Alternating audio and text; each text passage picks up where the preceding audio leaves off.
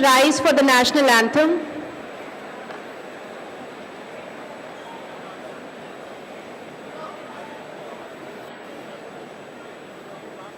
गणमन अधिनायक जय हे भारत भाग्य विधाता Punjab Sindh Gujarat Maratha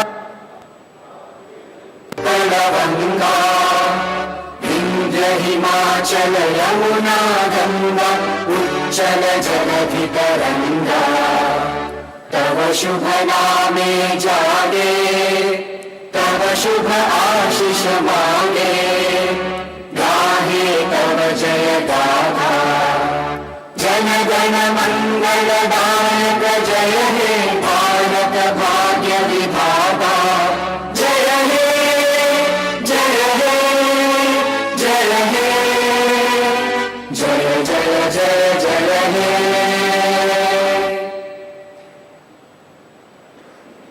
Thank you, everyone. A very good morning to all.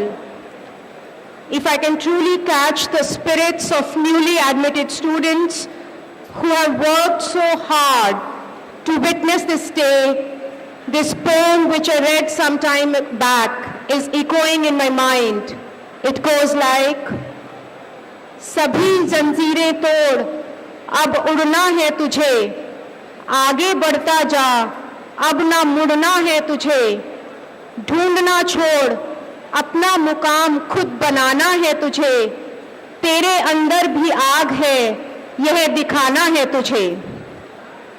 On behalf of Delhi Technological University, I extend a warm welcome to the distinguished dignitaries of the day, Shri Ashish Sood Ji, Honorable Minister of Education, Government of Delhi in absentia.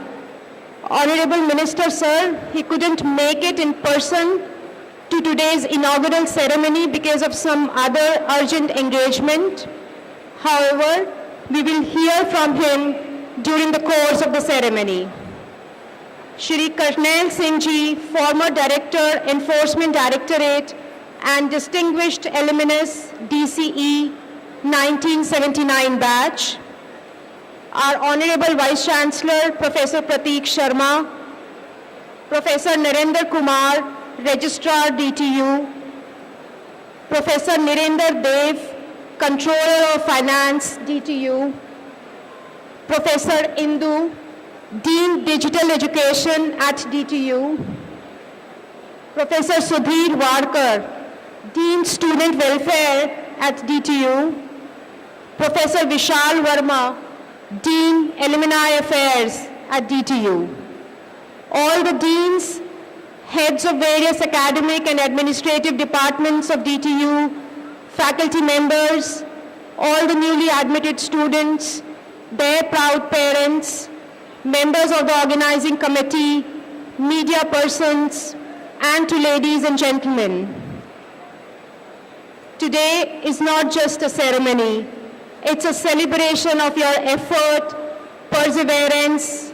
It's a celebration of a new start of a new journey for talented young minds.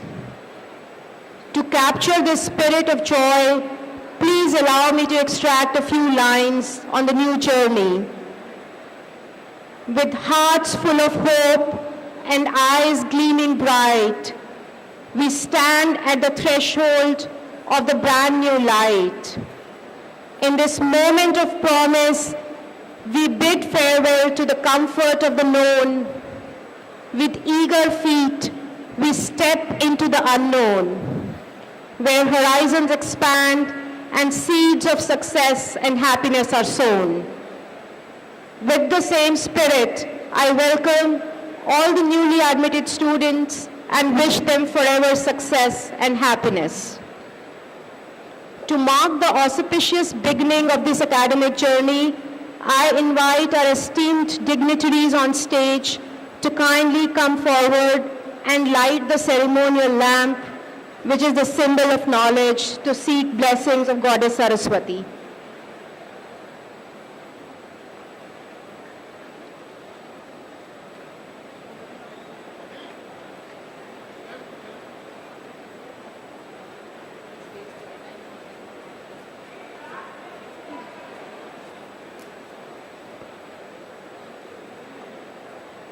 आवाज नहीं आएगी पास। चलो चलो। या कुन्देन्दु तुषार हार धवला या शुभ्र वस्त्रावृता या वीणा वरदण्डमण्डितकरा या श्वेत पद्मासना या ब्रह्माच्युतशङ्कर प्रभृतिभिर्देवैः सदा वन्दिता सा मां पातु Saraswati Bhagwati निशेष जाड्यापहा।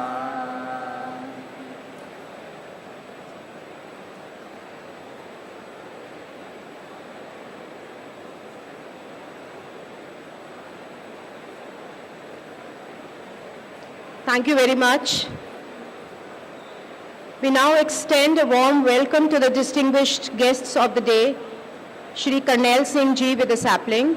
I request our Honorable Vice Chancellor, Professor Prateek Sharma, to please present a sapling to Shri Karnail Singh Ji, former Director, Enforcement Directorate with a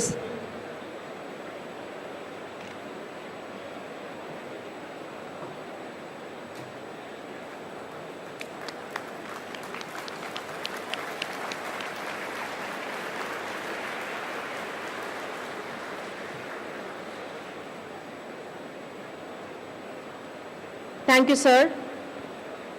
To officially welcome our newest members to the DTU family, I now invite Professor Rajeshwari Pandey, Dean Academics Undergraduate Studies, to address the gathering.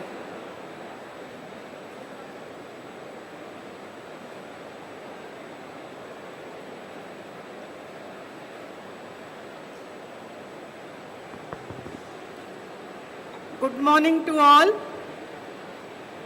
Dignitaries on the dais, our distinguished alumnus Shri Karnail Singh Ji, former Chief of Enforcement Directorate, Professor Prateek Sharma, Honorable Vice Chancellor, Delhi Technological University, Professor Narendra Kumar, Registrar DTU, Professor Nirendra Dev, Controller of Finance, Professor Vishal Verma, Dean Alumni Affairs, Professor S. Indu, Dean Digital Education, Professor S.G. Warkar, Dean Student Welfare, eminent speakers invited for the induction program, distinguished alumni, distinguished guests, all deans, heads of various academic and administrative departments, faculty members, newly admitted students, their proud parents, members of the organizing committee, officials and staff members of DTU, media persons,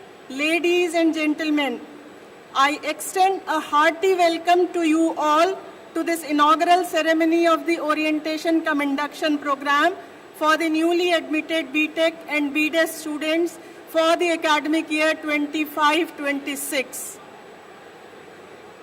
सर्वप्रथम मैं आज के मुख्य अतिथि दिल्ली सरकार के माननीय शिक्षा मंत्री का हार्दिक आभार व्यक्त करती हूं, जिन्होंने आज के कार्यक्रम के मुख्य अतिथि के रूप में आना स्वीकार किया, किंतु कुछ अप्रत्याशित परिस्थितियों के कारण वो आज पूर्व प्रबंधित कार्यक्रम के अनुसार यहाँ उपस्थित नहीं हो सके हैं, लेकिन हमारे मध्य उनकी डिजिटल उपस्थिति उनके वीडियो संदेश के माध्यम से रहेगी।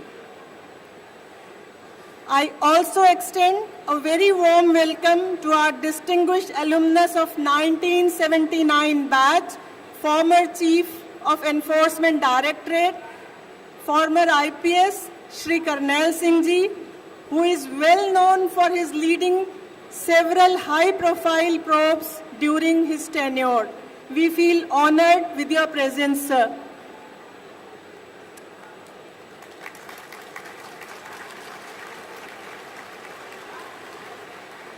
I extend a warm welcome to Professor Prateek Sharma, Honorable Vice Chancellor of Delhi Technological University, under whose visionary leadership DTU is marching new heights. I also extend hearty welcome to Professor Narendra Kumar, Registrar DTU, Professor Nirendra Dev, Controller of Finance, Professor Vishal Verma, Dean Alumni Affairs, Professor S. Indu, Dean Digital Education, Professor S.G. Warkar, Dean Student Welfare. A special and hearty congratulations to all new entrants who have earned their place at DTU through entrance examinations like JEE, UCET and SAT, etc. I congratulate you for having decided to join one of the nation's leading engineering university, where from you will begin your next learning episode. It's wonderful to see so many bright faces ready to embark on their new journey of learning and growth together. I feel privileged to welcome you into this vibrant learning community called DTU. The Orientation cum Induction program is a significant event held annually at DTU to welcome and induct newly admitted students into the university's academic community. The aim of this Orientation cum Induction program is to motivate students towards learning the importance of all aspects of a wholesome life, including good health, right mindset, and good conduct, upholding the highest human values and ethics. The entire week is devoted to familiarize you with the university environment and also to initiate these long-term goals through a plethora of activities and sessions. Let me remind you all that it is essential for all newly admitted students to attend all these sessions. You all have come from very protective environment of schools. You will get increased independence and freedom at university, but don't forget that with freedom comes the responsibility. Your life at DTU today is like a blank canvas. It is up to you and your choices you make that fill this canvas and make a beautiful art. The journey of your program should not be competitive but collaborative. I wish to assure all international students that this place is a home away from home for them, and I request all Indian students to walk an extra mile to make them feel at home at DTU. I would like you to remember a few bullet points which I am sure would make your journey at DTU enjoyable while you explore forthcoming 4 years of your campus life. I always convey these messages to every new batch. It might sound a repetition to those who are there at the DTU for long, but for you these are the most important and new points. First and foremost, you must acquaint yourself with necessary regulations and policies. The following sessions of induction program are designed in this line. You must mandatorily attend all those sessions. Get conversant with the DTU's official website and make a habit to visit DTU website daily and explore relevant information. Seek assistance and guidance from your faculty of respective departments, academic UG section, and students' welfare department as and when required. Don't be shy away from asking for help. Work hard, stay focused, and be passionate about the courses, programs that you are pursuing. Believe in yourself and your abilities. You have the power to achieve great things. Life on campus is very active. There are many activities you can be part of. And I do wish that each one of you finds your part in some of them. Make sure to create memories in a way that you can cherish later on. Take good care of your health and be in good company always. DTU owns wonderful sports facilities and indoor and outdoor gyms. Make maximum use of these facilities. Lastly, I would say that education is not just about textbooks and exams. It's about unlocking your potential and shaping your future. Every lesson, every discussion, and every challenge overcome contributes to your personal and intellectual development. Along with your studies, you must learn character, discipline, compassion, and above all, understand the meaning of the life. We expect then when you eventually graduate from DTU and you will go out as a better person, your better version. The influence of your university education should be felt everywhere. With this, मैं अंत में एक बार फिर से आप सब लोगों का स्वागत करती हूँ और आप सबसे ये कहना चाहती हूँ कि अभी तो असली मंजिल पाना बाकी है, अभी तो असली मंजिल पाना बाकी है, अभी तो इरादों का इम्तिहान बाकी है, अभी तो तोली है मुट्ठी भर जमीन, अभी तोलना सारा आसमान बाकी है. Once again, welcome to DTU Batch 2025-26. इन शब्दों के साथ आपका हार्दिक स्वागत है, अभिनंदन है. जय हिंद, जय Bharat.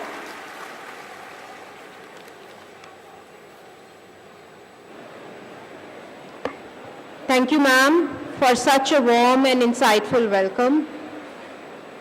We now request Professor Narendra Kumar, Registrar, DTU, to share his thoughts with the new students.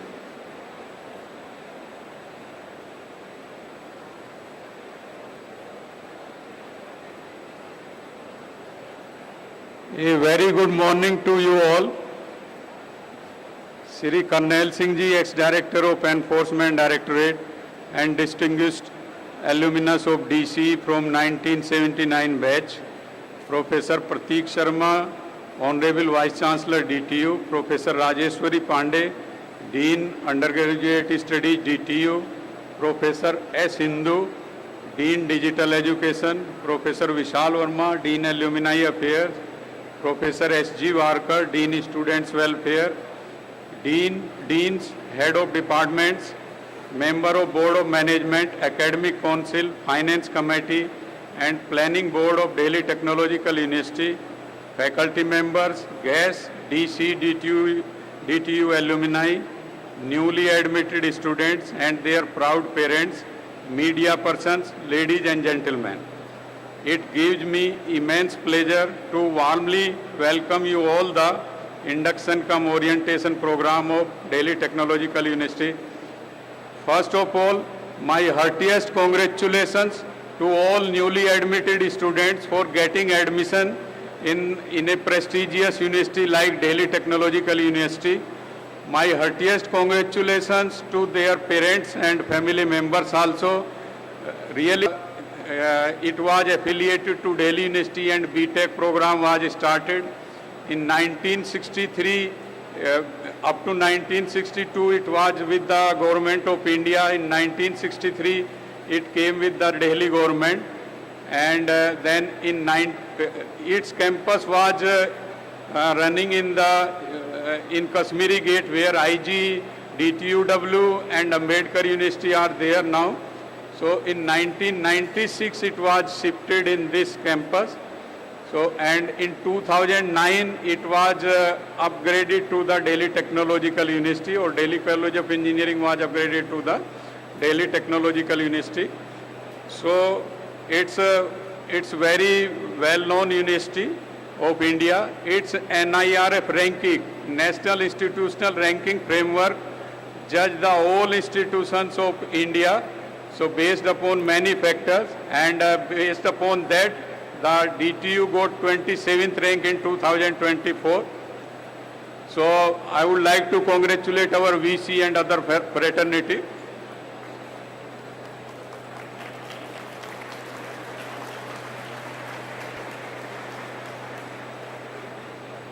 As per India Today ranking, DTU ranked 18th. So DTU had two campuses at present. This is the main campus. East campus in the Vivek Vihar, and third campus is going to come in Narela shortly. So it has three campuses. So DTU takes great pride in offering one of the finest academic environment in the country, with state-of-art classrooms, advanced research laboratories, centers of excellence, a world-class library, a vibration, incubation and innovation center, a sprawling sports grounds, multiple canteens, comprehensive student support services. Our infrastructure is designed to enrich your university life in every possible way. DTU campus is ragging-free campus, so that we have zero tolerance for ragging. DTU has very good placement of students. So now for my dear students, at DTU, our only aim is to make your journey meaningful, inspiring and transformative. Please know that every member of university community is here to support and guide you throughout your time with us. As you all step into this new phase, I urge you to recognize the responsibility that comes with it. Adhering to rules, regulations, and maintaining discipline is not merely a requirement, it's a life value that shapes your personality and ensures long-term success. Self-discipline is the foundation of academic and personal achievement. I encourage you to explore the wide range of opportunities available beyond the classroom, whether it's through merit-based and need-based scholarships, incubation support for entrepreneurial ideas, or vibrant student societies and technical teams. We have lot of technical societies and other societies also, and very good incubation centers, so you can take advantage of that. These experiences are vital in shaping well-rounded individuals and future leaders. All of you are very brilliant students. I wish that your career graph should go up in our DTU. You must be focused for your career, because somebody said the strongest creature concentrated on many goals may not accomplish anything, but the weakest creature concentrated on a single goal may accomplish something. For that, you all must always remember Basir Bad Sher, जिस दिन से चला हूँ मंजिल पर मेरी नज़र है, आंखों ने कभी मुड़कर मील का पत्थर नहीं देखा.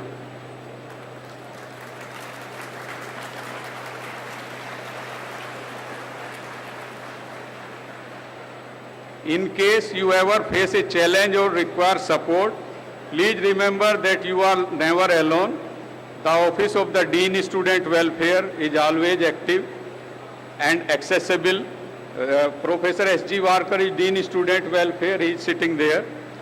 For our international students, the Office of International Affairs is dedicated to ensuring a smooth and enriching experience on campus. So Professor Vishal Verma ji is our, Professor Parveer Kumar is our Dean International Affairs. For ragging related issue, you should contact Chairperson Anti-Ragging Committee, Professor Rajni Jindal is sitting there. We extend our heartfelt thanks to Sri Ashish Sood ji, our chief guest, and our chief guest, he was our chief guest, but due to some preoccupation he could not attend. So our chief guest and Honorable Minister of Education for his constant support and encouragement, but he has sent his audio address. His guidance plays a vital role in strengthening our vision for excellence and growth. I would also like to take this opportunity to sincerely thank our Honorable Vice Chancellor for his visionary leadership and unwavering commitment to excellence. Our Honorable Vice Chancellor is not leaving any stone unturned for growth of this great university. I hope that each one of you will have a fulfilling and enriching stay at DTU. May you achieve great heights not only in academics but also through active participation in co-curricular and extracurricular pursuits. So that is also equally important along with your study. Use this time to hone your skills, discover your passions, and grow into well-rounded individuals. Once again, we all welcome you to DTU. We are proud to have you with us. In the end, I wish all newly admitted students a very happy, enjoyable, and successful stay at DTU during their entire study period. Now, I will get introduced our heads and deans.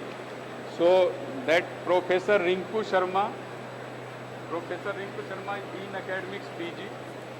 Professor A.K. Professor Rinku Sharma, our Dean Academics PG. Professor A.K. Srivastav, Dean Outreach and Extension Activities. Professor Girish Kumar, Dean Research and Development. Dr. Anil Kumar, HOD Department of Applied Chemistry. Professor R. Srivastav, HOD Department of Applied Mathematics. Professor Vinod Singh, HOD Department of Applied Physics. Professor Yasa Asija, HOD Department of Biotechnology. Professor Manoj Kumar, HOD Department of Computer Science and Engineering. Dr. Saurabh Agrawal, HOD Delhi School of Management. Professor R.C. Singh, HOD Department of Design. Professor Rachna Garg, HOD Department of Electrical Engineering. Ms. Roj Bala, HOD Department of Humanities. Professor Dinesh Kumar Vishkarma, HOD Department of Information Technology. And Professor Anil Haritaj ji, Department of Environmental Engineering. Professor B.B. Arora, HOD Department of Mechanical and Production Engineering. Professor Ruchika Malhotra, HOD Department of Software Engineering. Dr. R.K. Shukla, Librarian. Professor T. Vijay Kumar, Chief Vigilance Officer. Professor Raj Kumar Singh, Chief Warden. Professor Shailendra Kumar, HOD Computer Center. Professor Anil Kumar Parihar, HOD Training and Placement. Professor Risu Chojar, Associate Dean Academics, UG. Thank you all for your presence to grace this occasion. Jai Hind, Jai Bharat.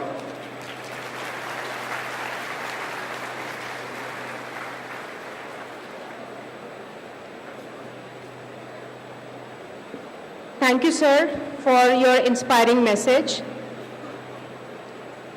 Dear students, now it's time to hear from the leader at the helm of this remarkable institution, a visionary guiding DTU to new heights, Professor Prateek Sharma, our Honorable Vice Chancellor. It's my privilege to introduce our Honorable Vice Chancellor, Professor Prateek Sharma, a distinguished academician, mentor, and visionary. Professor Sharma has over 28 years of research and teaching experience and plays a pivotal role in the national environmental initiatives. He is also a fellow of the Wessex Institute, Great Britain. May I now request Professor Prateek Sharma to kindly address the gathering.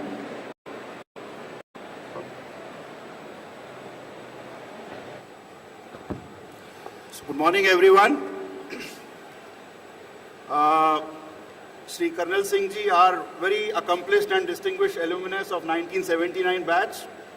All my deans and on the dais and the registrar and my faculty colleagues at the back and in the front, and the newly admitted students and their parents. I, on behalf of the entire DTU fraternity, welcome to you to this great institution of which you are going to be part today onwards. Welcome on board, please.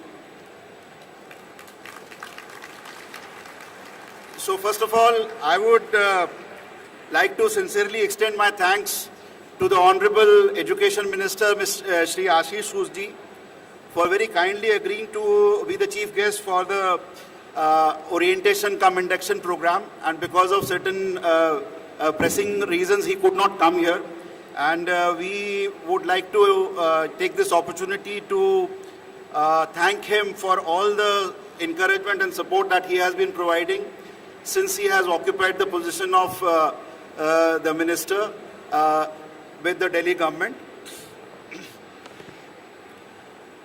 So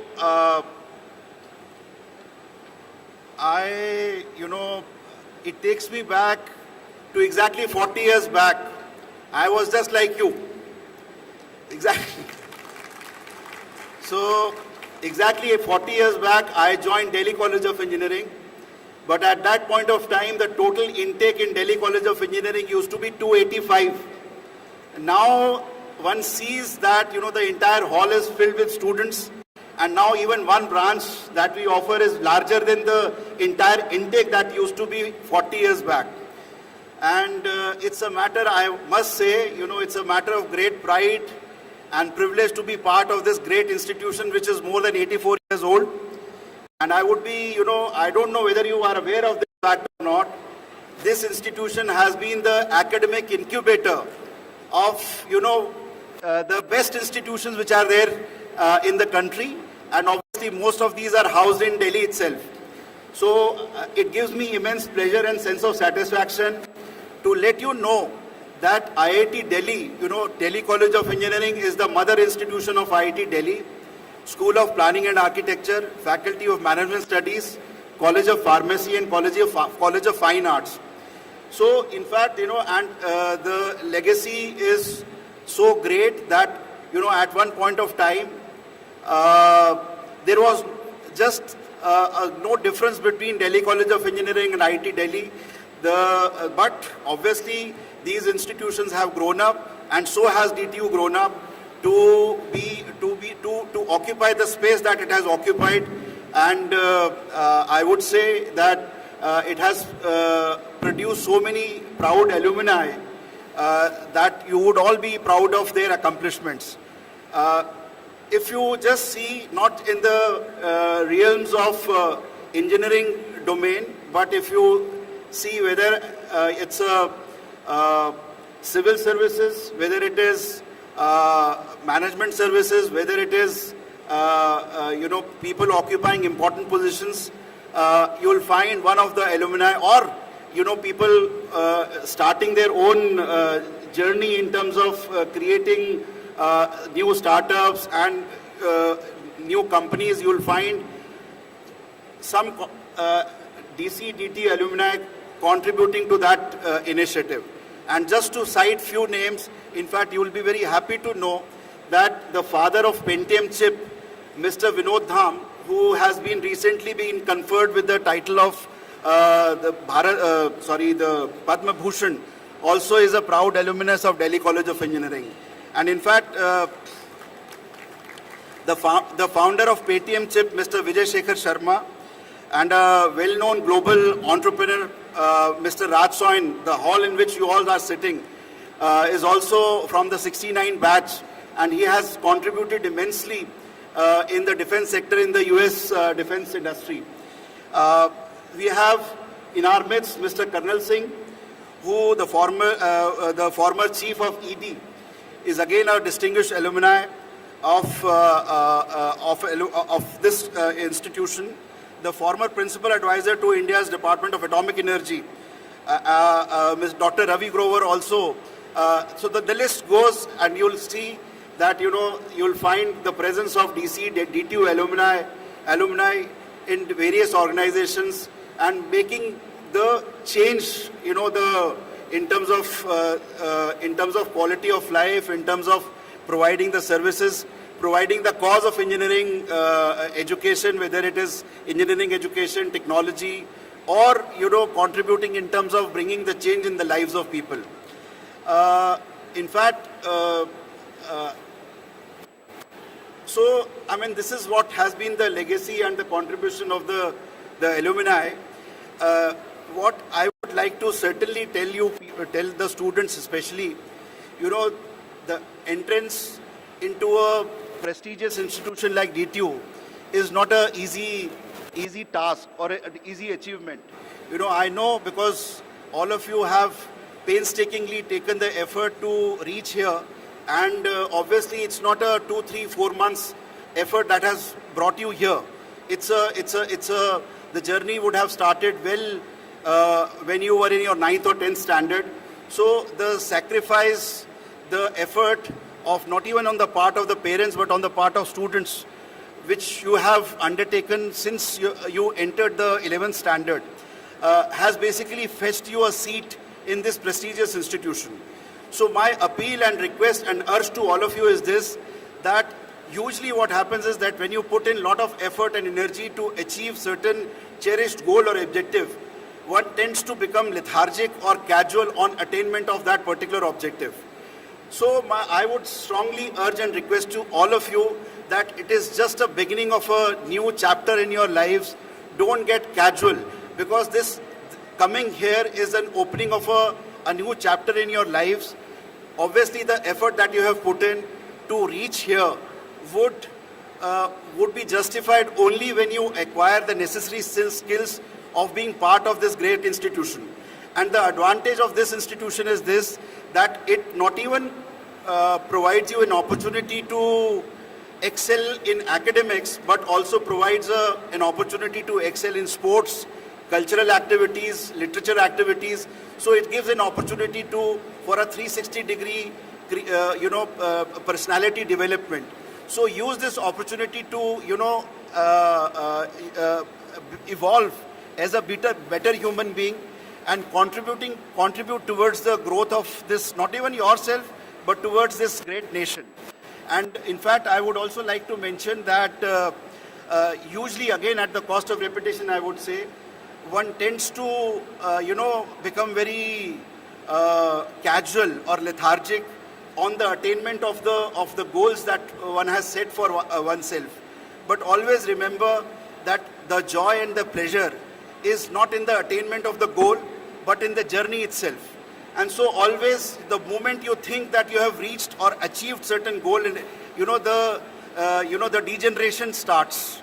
And this, I would say, as being part of this institution and several other institutions also, and the casualness that creeps in the minds of people, students especially, and they think that in the first year itself they become chief engineers. And by the time third year or fourth year comes, suddenly the reality strikes. And therefore, always make it a point to acquire knowledge. And the acquisition of knowledge always should be, till you breathe your last breath, should be the motto and the motivation to the knowledge acquisition should be the goal. And if you keep that, several issues that we face as teenagers or as youngsters, all by default get addressed, because your entire focus and energy goes in making yourself a better human being and acquiring those skills so that you can do well, not even for yourself, but for your family and for the society and for the country. So therefore, it becomes very important that the kind of infrastructure which in fact my colleagues have already mentioned, that the institution provides, and the opportunity in terms of sports, cultural activities, obviously the academics stays.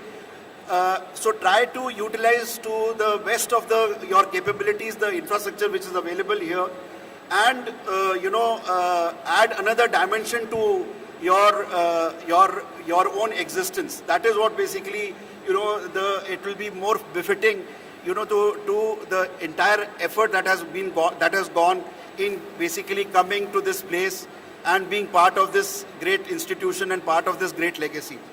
So in the end, again, I would like to congratulate to all of you once again, for being part of this great institution.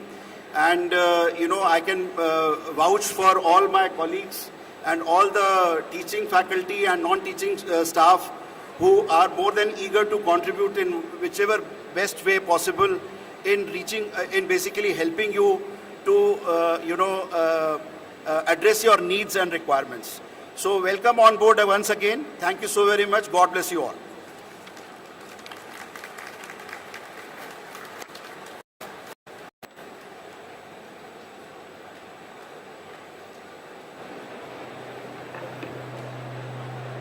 Thank you very much, sir, for your very motivational message.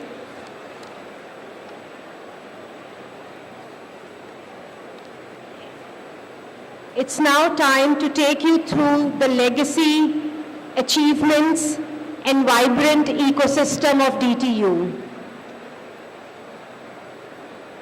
Please sit back and enjoy this short documentary on DTU. It's a window into the world you have just entered. I request DTU Studio to please screen the documentary. From a single act, a ripple begins.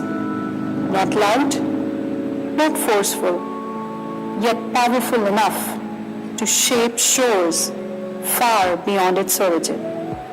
This is how institutions inspire generations.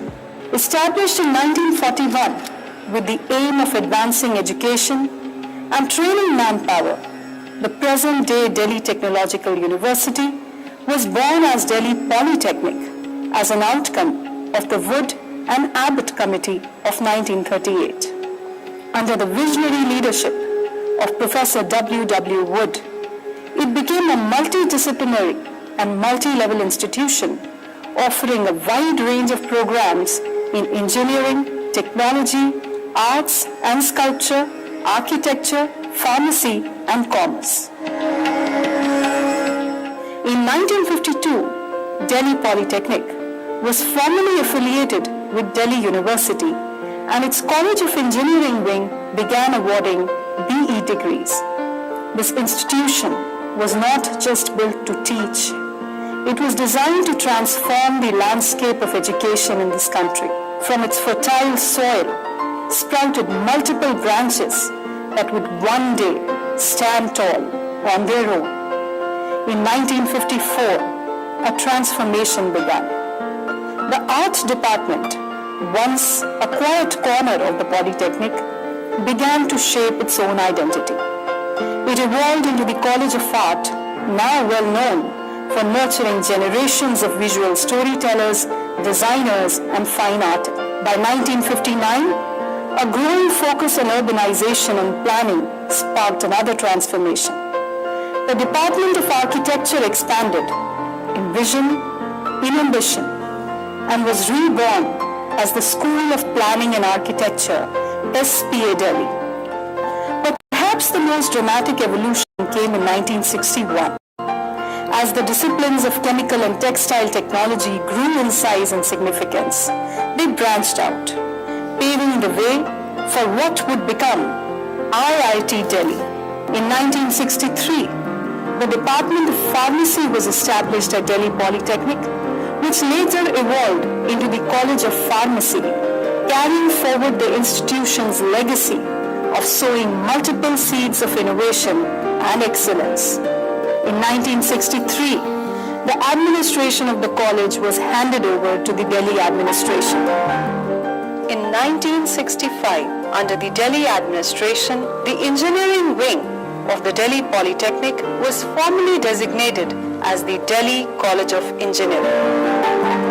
For decades, the iconic Kashmiri Gate campus of the Delhi College of Engineering echoed with the footsteps of pioneers, students and teachers who built the future, block by block, lecture by lecture.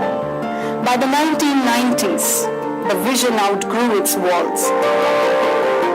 And in 1996, with Professor P.V. Sharma as the principal, a new chapter began, as the college shifted to its sprawling 164-acre campus in Rohini. And then, in 2009, a defining moment in its long journey, DCE was granted university status, becoming Delhi Technological University under the Delhi Act 6 of 2009. This shift brought with it newfound autonomy, a broader vision, and an endless horizon of possibilities marking the beginning of a bold new chapter and a path waiting to be boldly trodden.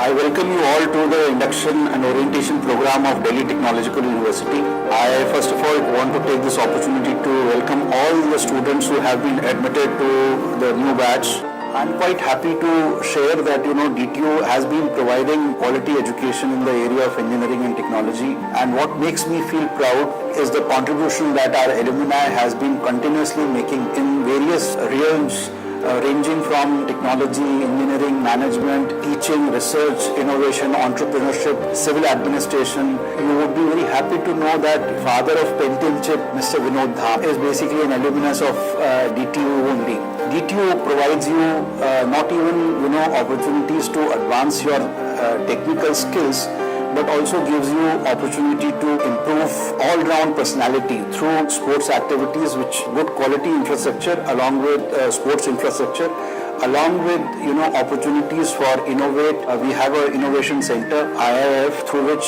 the students can exercise on their entrepreneur skills. Today, from its historic roots, Delhi Technological University flourishes across a vibrant campus in Northwest Delhi and an additional East Delhi campus, both thriving with knowledge, creativity, and diversity. Further validating its standing, the National Institutional Ranking Framework NIRF 2024 placed DTU at 27th among all engineering institutions across India. Each department on this campus is a gateway to innovation. From the precision of mechanical engineering to the well-equipped labs of electronics and communication, from the energy revolutions of electrical engineering to the sustainable breakthroughs in environmental engineering, the civil engineering department shapes tomorrow's cities, while the triple towers of computer science, software engineering, and information technology unlock the frontiers of AI and digital transformation. In the realms of pure sciences, the departments of applied physics, chemistry, and mathematics continue to push boundaries, laying solid intellectual foundations for emerging technical domains. Biotechnology fuses life sciences with innovations, and the Department of Humanities ensures that ethics, empathy, and critical thinking remain integral to our engineers. Business leadership is sculpted within the Delhi School of Management and the University School of Management and Entrepreneurship, while the Department of Design blends function with aesthetics to redefine how we interact with the world. At the intersection of these disciplines, DTU shapes multidisciplinary thinkers, agile, future-ready, and driven by an entrepreneurial spirit. At Delhi Technological University, a dynamic network of centers of excellence reflects its unwavering commitment to innovation, sustainability, and societal impact. From the Vinod Dham Center of Excellence for Semiconductors and Microelectronics, driving India's chip design and manufacturing mission, to the Nodal Center for Excellence in Energy Transition, leading research in clean and renewable energy, DTU stands at the forefront of national progress. The Center of Excellence for Electric Vehicles and Related Technologies is transforming mobility, while the Center of Excellence in Disaster Risk Reduction is building resilience against natural and man-made calamities. Championing well-being, the Center of Excellence for the Science of Happiness fosters emotional and mental growth across the entire campus. The Center for Community Development and Research works hand in hand with local communities to promote inclusive growth. Completing this ecosystem is the Multidisciplinary Center for Geoinformatics, advancing geospatial science and technology. The DTU IIF also has a fully functional Fab Lab to encourage prototyping excellence and innovation. Together, these centers embody DTU's relentless zeal for holistic development and nation building. In its pursuit of a broader, more inclusive vision of education, the university established the School of Interdisciplinary Learning and Research, breaking down traditional academic silos to foster collaboration across fields. Complementing this, the Office of Digital Education was launched to extend learning beyond boundaries, making knowledge accessible anytime, anywhere. And true to its mission of accessibility, DTU proudly supports its students through impactful scholarship programs. The Top Class Education Scheme for SC students, the Post-Matric Scholarship Scheme for minorities, and many others, enabling merit and potential to shine regardless of background. DTU has consistently been proud of its placements that have always continued to make records. The top recruiters include Google, Microsoft, Apple, Intel, Uber, Texas Instruments, Amazon, JP Morgan, McKinsey, and many others. And at the heart of this innovation ecosystem is the DTU Innovation and Incubation Foundation, the DTU IIF. The entrepreneurial spirit at DTU is thriving, and the numbers speak for themselves. The combined valuation of startups incubated by the DTU IIF now exceeds 700 plus crores, with more than 100 crores in private investments. These startups have achieved impressive milestones, with a combined turnover of 300 plus crores and have generated over 1,000 jobs, contributing to both the economy and the job market. With 7 unicorns and countless change makers, all DTU graduates come from one soil.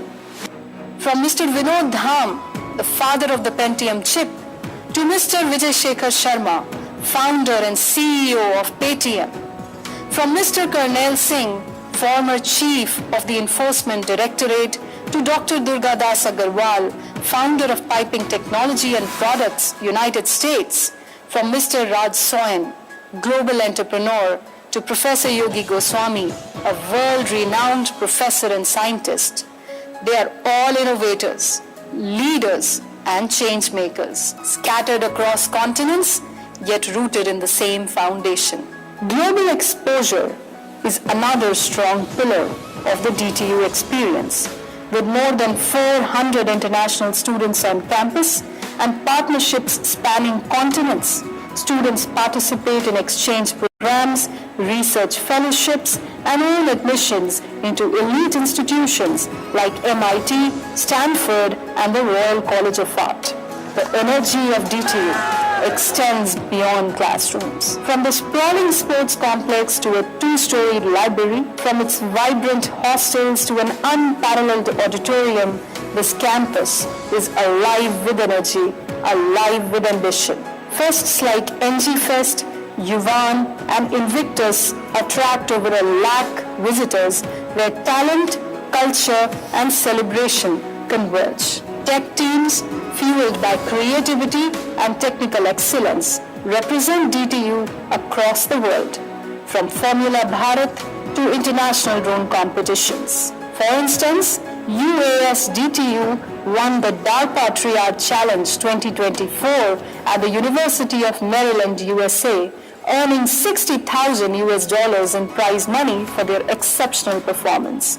On the robotics front, Inferno DTU has earned 4th place in the International Rover Challenge in 2024 alongside the Best Project Management Award.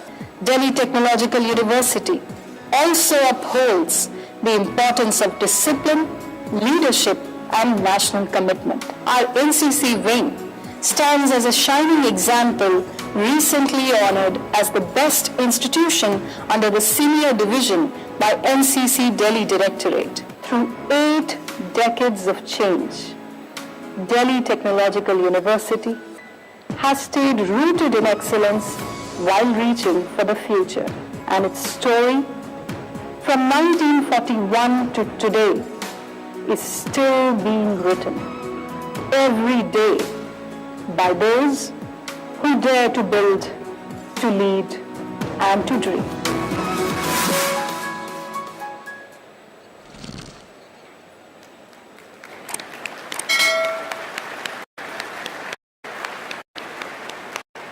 Thank you, DTU Studio, for compiling this tour. And I hope you enjoyed the video of DTU, which is going to be a home for at least the next 4 years. They say success leaves footprints. Today we are fortunate to welcome an alumnus who is a living testament to this saying. Shri Karnail Singh Ji, former Director, Enforcement Directorate, Government of India, a national awardee and a beacon of leadership, is a proud graduate of DCE 1979 batch. His journey from these very classrooms to serving the nation at the highest level is truly inspirational. Mr. Singh has had an illustrious and vast career as an IPS officer spanning more than 3 decades. He has been awarded with the Best Student of DCE, Best Sportsman, and Best Athlete during IPS training. Also, he was awarded the President's Police Medal for the distinguished services. Mr. Singh has been known for his contribution in the field of controlling terrorism and crime. May I now request Shri Karnail Singh Ji to please address the House.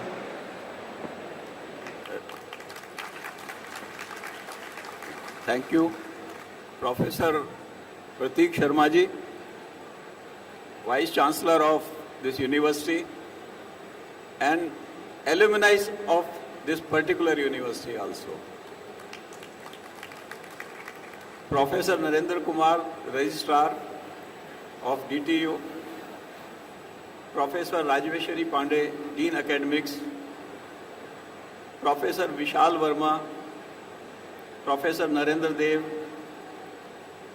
Professor S. Indu, Professor S.G. Warkar, Professor Rishu Chojar, Associate Dean Academics, distinguished faculty, and my colleagues from Alumni Association, Mr. Deepti Mal, who is the Secretary of the Alumni Association, and Mr. Arun Gupta, who is the Joint Secretary of Alumni Association. I think Deepti and Arun, you should show your faces to the young people. Distinguished faculty, respected parents, and dear students. First of all, I must thank to Professor Prateek Sharma Ji for inviting me and interacting with you. I'm thankful to him and university. I welcome all of you to this institution on behalf of myself, Delhi Technological University, and also on behalf of Alumni Association.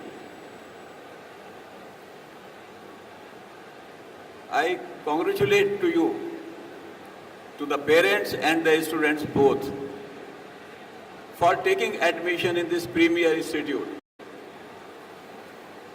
It really is a premier.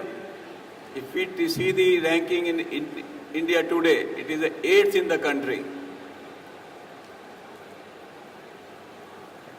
And it is 8th in the country in spite of the lesser funds from the government.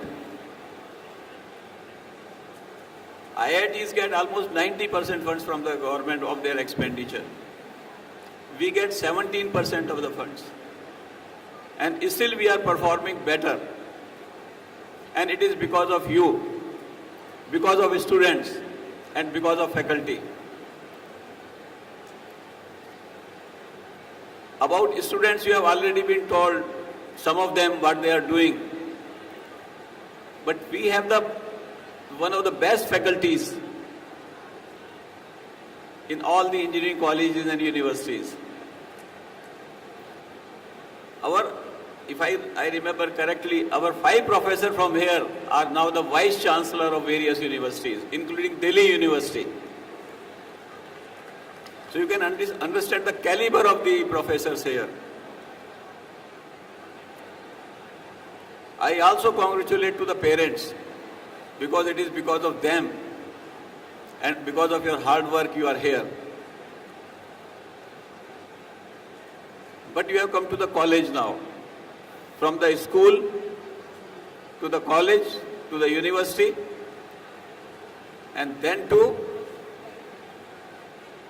your field of working. In school, you have a lot of discipline. There was uniform. There is no uniform in the university. You have more freedom, but certain restraints.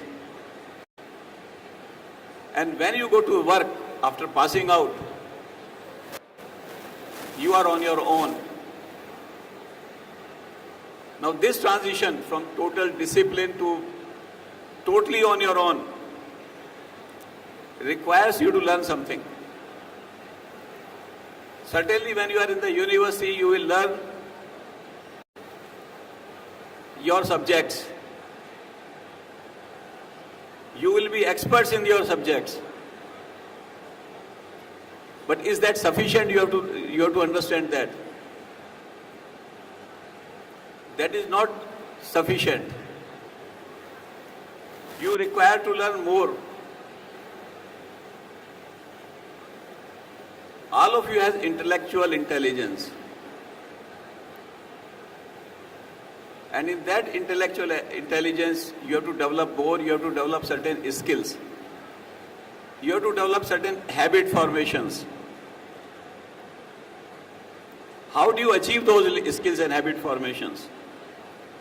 A person may be outstanding in knowledge, but he can be a criminal. And a person has outstanding knowledge and he can be Vinod Dham.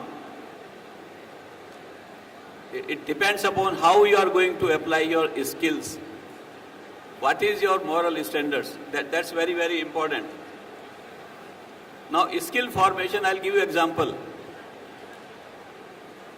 We were in training in Indian Police Service in Hyderabad Academy.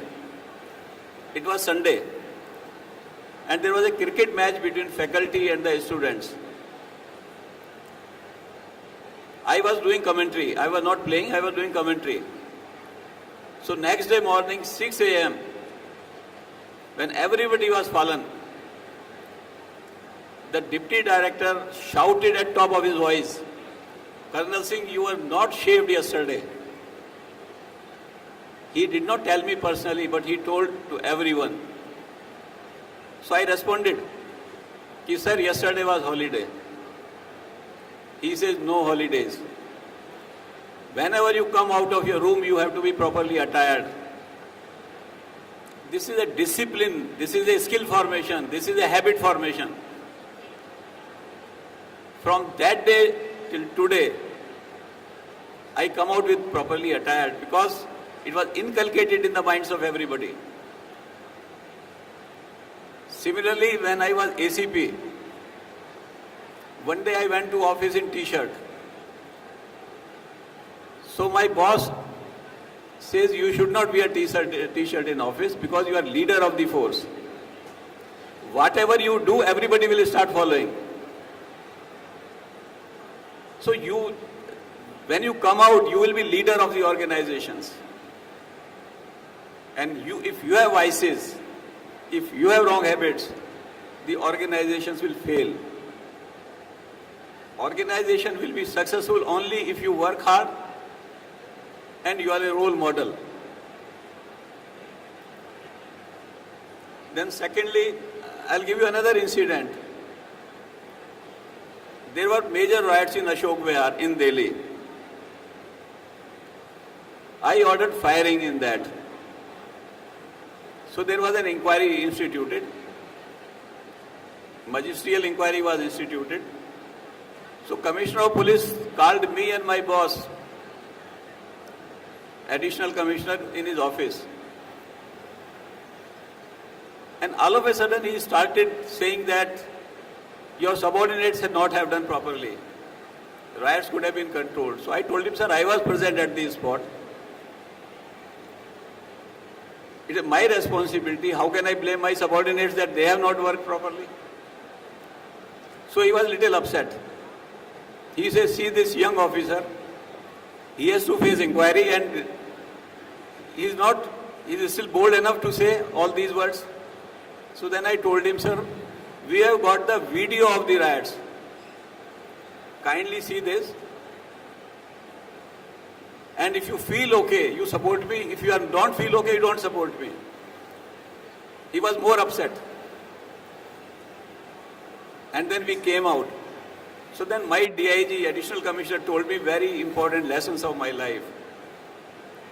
He says, when there is a storm in the ocean, ships do not anchor, they fight. So whenever there is a difficulty, don't look for soft support in life. Whatever you do, you should be ready to fight and respond that you are right. Secondly, there are two types of personality. One is a reflective personality, one is integrated personality. Now, reflective personality responds very fast. Emotional reactions. Emotional reactions comes from our lower brain, which is called amygdala. If we wait for some time, the inputs go to our neocortex. That is logical brain. And we are able to take right decisions. So never take emotional decisions in your life. Wait for the reactions of your neocortex and then respond. Otherwise, reflective personality is very vulnerable. People know we create a situation and this person is going to behave like this. That is one thing. You should also develop leadership skills. And one of the most important leadership skills is listening. People think that leadership skill is speaking. No, it is not speaking. It is listening. Recently, last month, my interview was taken by one Mr. Raj Shamani. So all of a sudden, in between, he asked me a question. During your tenure in Enforcement Directorate, did you meet the politicians? So I told him yes. He said, did you meet the Prime Minister also? I told yes. So then he says, how do you rate the Prime Minister? So I told him that he has a very strong listening capability. Listening with understanding. It is not listening and not listening. And that makes somebody a very great leader. When you are in class, when you are in organizations, develop this habit of listening to others. That will give you a lot of ideas what is happening. When I was in Enforcement Directorate, suppose I go to my zonal office in Bombay, for example, and there are around 150 people. I'll talk to every one of them without the presence of any other officer, only two persons. And I would ask three questions to him. Any personal problem? Any difficulties in the department? And do you have any suggest to improve the department? Because department belongs to everyone. And I used to get lot of inputs, what is happening in my office. Somebody not getting timely promotion. And that means if somebody is not getting, many other people might not have been getting. So you have to learn understanding the people. You have to learn listening to the people. You have to learn listening to your faculty. Many students don't attend the classes. This is a problem, not even in this, various other universities. My belief is, anybody who attends classes, he will do very well in life, because when faculty is teaching you something, he is teaching you something from his experience. He is not giving you bookish knowledge. He is giving you bookish knowledge plus his experience. And another point is discipline. An indisciplined life will not lead to you to anywhere in life. This is about your skills. And one more important aspect is emotional intelligence. Do you understand emotions of others? And do you understand your own emotions? That is what emotional intelligence is. It leads to empathy. If you understand others, you will do very well in life. If you are not having emotional intelligence, you might have any quantum of your intellectual intelligence. Person who has emotional intelligence rises above the intellectual intelligence people.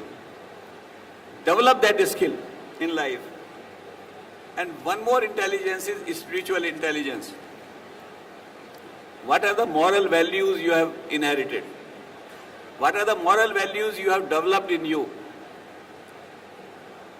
What is the value system you have got? What you will do and what you will not do has to be very clear in your mind. Watch yourself. What you are learning. There are many students fall into prey of drug abuse. For example, take Udta Punjab. Even Haryana it is coming now. Please don't touch any narcotics. Whether under peer pressure or under any pressure. It will ruin your life. Develop moral values, that is very, very important. Think what you want to become in life. Once again, finally, I congratulate you all. You can be any time, if you need any help. Faculty is there, but your alumni association is also there. Mr. Arun Gupta always remains in touch with everybody. And through him, all other people get connected. So believe in your alumni, believe in your institutions, believe in your parents. You will do very well in life. I wish you all the best. Jai Hind.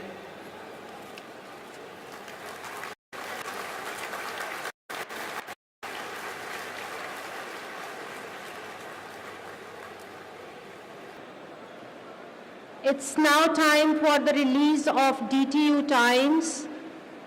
DTU Times is the university's quarterly newsletter that chronicles the milestones, research, student achievements, and the vibrant pulse of the DTU community.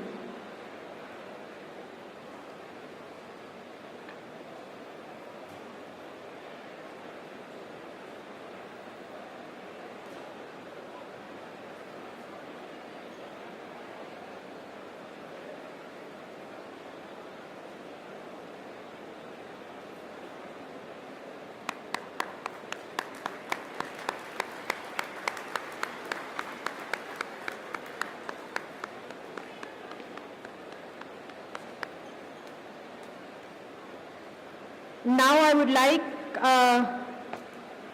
for the ordinance, regulation and scheme of teaching and examination for BTech program 2025 is up for release. I request to please release the ordinance. So this booklet has all the regulations and scheme and syllabus for teaching for BTech programs. In the address by Dean UG, which is scheduled to be tomorrow morning, Professor Pandey will be talking about what's in the ordinance.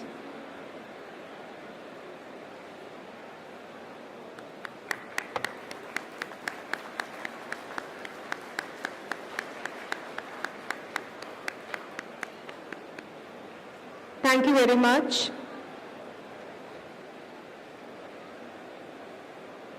As a token of our gratitude now, we would like to present a memento to Shri Karnail Singh Ji. I request our Honorable Vice Chancellor, sir, to please do the honors.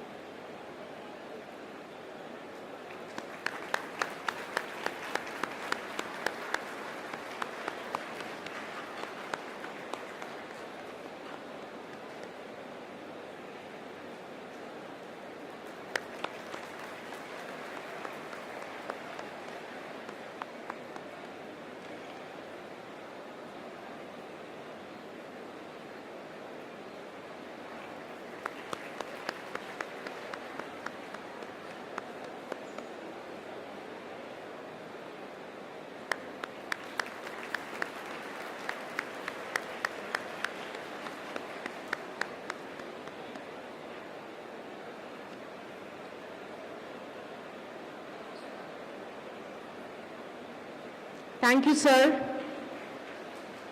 And now, as we come to close today's inaugural ceremony on a gracious note, may I invite Professor Rishu Chaucher, Associate Dean, Academics, Undergraduate Studies, to deliver the vote of thanks. A very good afternoon to all. It's my profound privilege and honor to extend a heartfelt vote of thanks on this momentous occasion, the inaugural ceremony of the Orientation cum Induction Program 2025. Today marks the beginning of a significant chapter for over 2,700 newly admitted students who are embarking on their professional journey with us. We are truly delighted to have such an august gathering to mark this special day. First and foremost, I would like to express our deepest gratitude to our chief guest, Shri Ashish Sood, Honorable Minister of Education, Government of NCT of Delhi.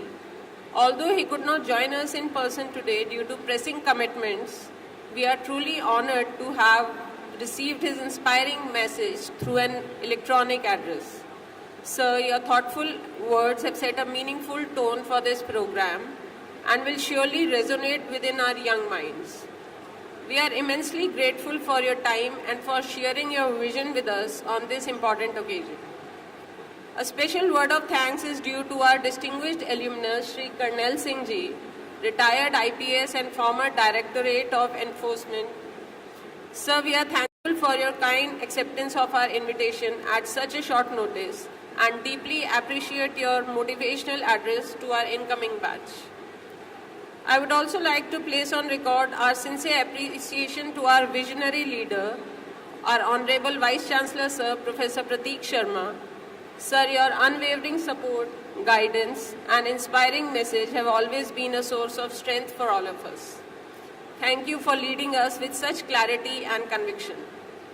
My sincere thanks also go to Professor Narendra Kumar, Registrar, for his constant encouragement and steadfast support throughout the planning of this event. Sir, your guidance has been instrumental in ensuring everything came together so smoothly. I wish to convey my heartfelt thanks to the entire organizing committee whose tireless efforts made this event a great success. In particular, I extend my gratitude to Professor Rajeshwari Pandey, Dean, Undergraduate Studies, and her dedicated team of volunteers for their meticulous planning and execution. Thank you, ma'am, for your leadership and imagination. We are also thankful to Professor Nirendra Dev, Controller of Finance, for gracing the occasion with his presence. Professor S.G. Warkar, Dean Student Welfare, for his continuous support and presence. Professor Vishal Verma, Dean of Alumni Affairs, for joining us and sharing his valuable insights. Professor S. Indu, Dean of Digital Education, for gracing the occasion with her presence.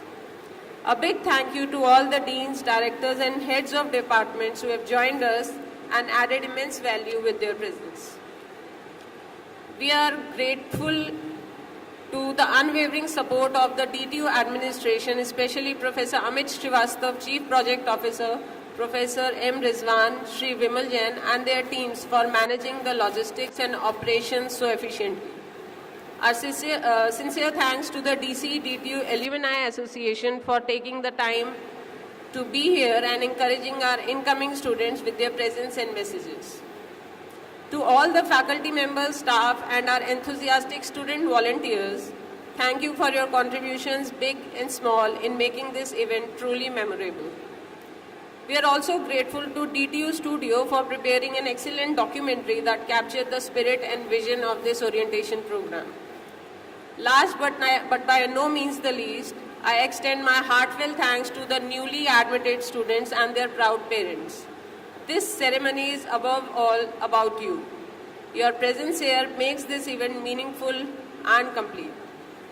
Over the next 4 days, you will be part of a series of thoughtfully curated sessions introducing you to university life, campus facilities, inspiring talks by industry experts, alumni interactions, motivational sessions, and discussions on health, wellness, and managing distractions. I urge each one of you to participate actively and make the most of this invaluable experience. And finally, I would like to thank all of my colleagues and staffs whose names I may have inadvertently missed, but whose contributions remain deeply appreciated and integral to the success of this event. And now, to our young learners stepping into a world of possibilities. This is the beginning of a transformative journey. Embrace it with curiosity, dedication, and an open heart. May the years ahead be filled with growth, learning, and a purpose. Thank you once again, and welcome to the DTU family. And last but not the least, I would like to extend my heartfelt thanks to Professor Rishu, who has worked tirelessly for arranging this program for almost 1 month as of now. My heartfelt thanks are due to Professor Rishu and her team. Thank you, one and all. Thank you, ma'am. Thank you very much. So, I request you all to be seated while the dignitaries will leave the hall for high tea. We have another session from Spic Macay, which will just start soon.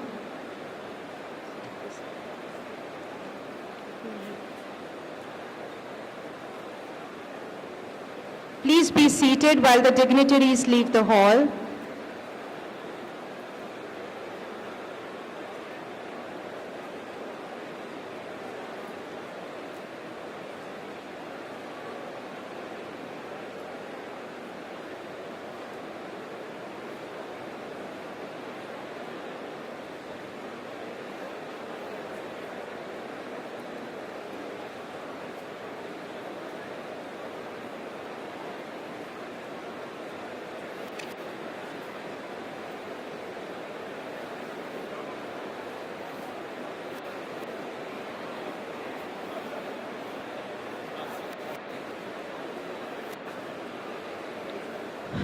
So dear students, in addition to studies, extracurricular activities also play a significant role in shaping one's personality. DTU boasts of having a number of societies run by students, namely dramatics, music, dance, etc. Spic Macay is one of those societies for the promotion of Indian classical music and culture amongst youth. And we are very proud to have a very strong DTU chapter of Spic Macay here on our campus. I request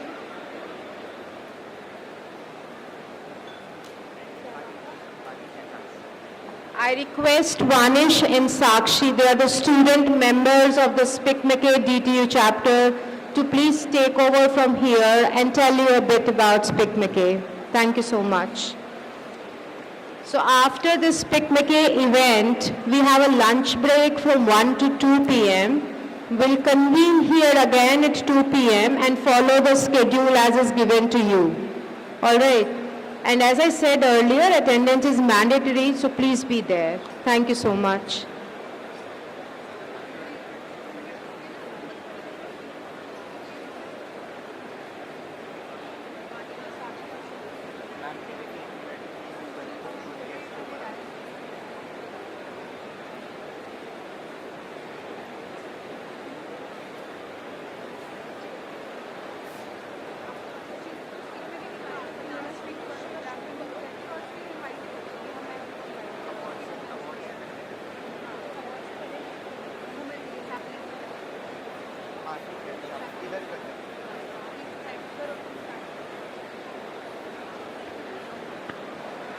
नमस्कार और स्वागत है आप सभी का। मैं वागीश और मैं साक्षी दोनों आपके इस खास दिन स्पिक मैके ओरिएंटेशन इंडक्शन प्रोग्राम के एंकर हैं। आज हम एक और सुंदर पहल की शुरुआत की ओर बढ़ रहे हैं। अंतर्राष्ट्रीय संस्था स्पिक मैके DTU, जो कि society for the promotion of Indian classical music and culture amongst youth का एक हिस्सा है, जिसका उद्देश्य है भारत की पारंपरिक कलाओं और सांस्कृतिक विरासत को संरक्षित करना और संजोना। स्पिक मेके के संस्थापक पद्मश्री डॉक्टर किरण सेठ सर हैं, जिनका विजन ही इस सांस्कृतिक यात्रा की आधारशिला रहा है। हमारे संस्थान में भी स्पिक मैके के अंतर्गत कई सांस्कृतिक कार्यक्रम आयोजित किए गए हैं, जैसे कि उमंग, विरासत, वर्कशॉप जैसे कि Madhubani art, Kathak, music workshops इत्यादि, जिसमें छात्रों को भारतीय कला के विभिन्न रूपों से अवगत कराया गया। उमंग जैसे सांगीतिक समारोह में निजामी ब्रदर्स और भुट्टे खान मंगनियर जी जैसे प्रसिद्ध कलाकारों ने प्रस्तुति दी और संगीतमय माहौल बना दिया। वहीं विरासत, जो कि स्पिक मैके का वार्षिक उत्सव है, उसमें पंडित हरिप्रसाद चौरसिया जी, उस्ताद वसीफुद्दीन डागर, अनवर खान जी व लंगा ग्रुप और शोभना नारायण जी कथक जैसी सांस्कृतिक विभूतियों ने भाग लेकर कार्यक्रम को गौरवशाली बनाया। अब मैं अनुरोध करना चाहूंगा हमारे मुख्य अतिथियों से, श्रीमती सरस्वती मैम, अंशुमान सर और हमारी कोऑर्डिनेटर अभिलाषा मैम, रजनी मैम को, कि वे स्टेज पर आए और विराजमान हो।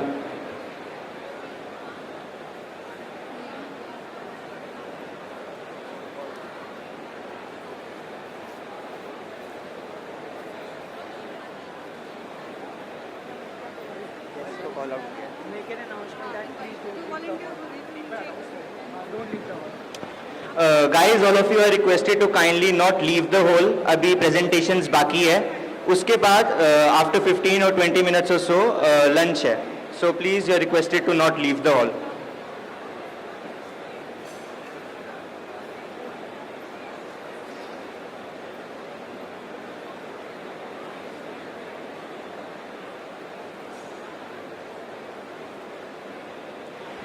I kindly request our chief guest for the day, Shri Anshuman sir, Shrimati Saraswati ma'am and our faculty coordinators Rajni ma'am and Abhilasha ma'am to kindly come on the stage.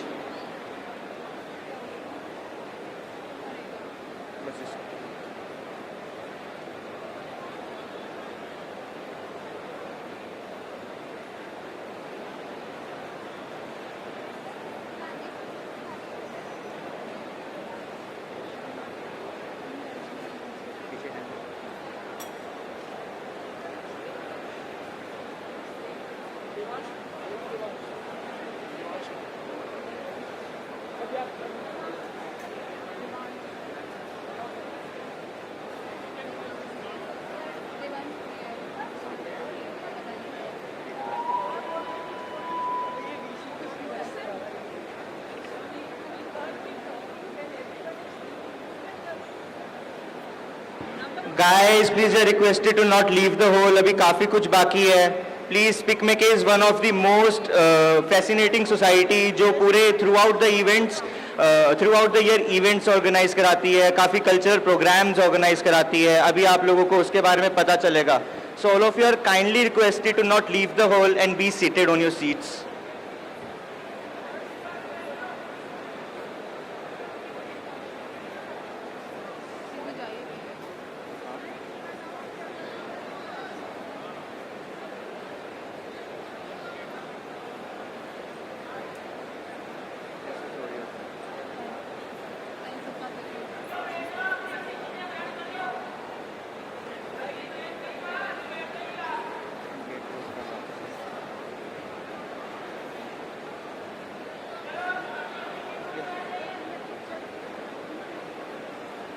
करेंगे। मैं अनुरोध करता हूं कि सबसे पहले माननीय वाइस चांसलर सर को, प्रतीक शर्मा सर को पौधे से भेंट किया जाए।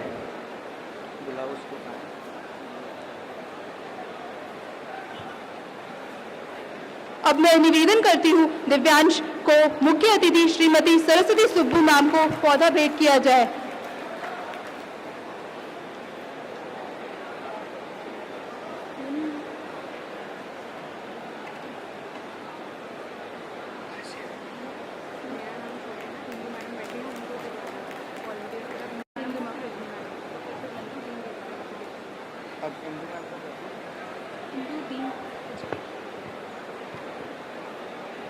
मेरा अनुरोध है कि अब हमारी डीन इंदु मैम को पौधे से प्रस्तुत किया जाए।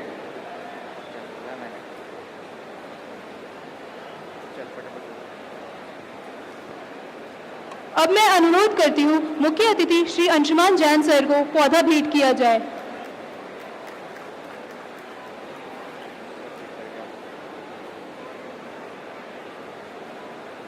और अंत में faculty coordinator professor Rajni Jindal ma'am को पौधा भेंट किया जाए।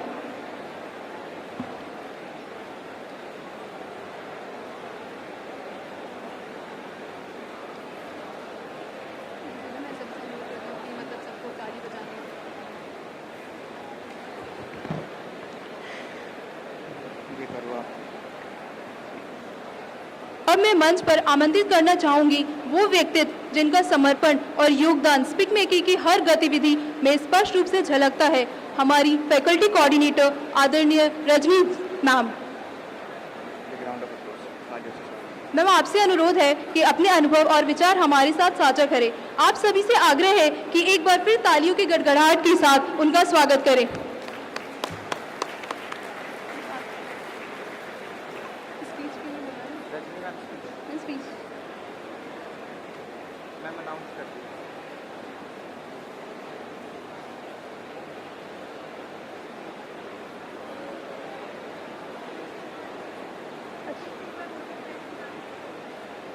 अच्छा, बीसी से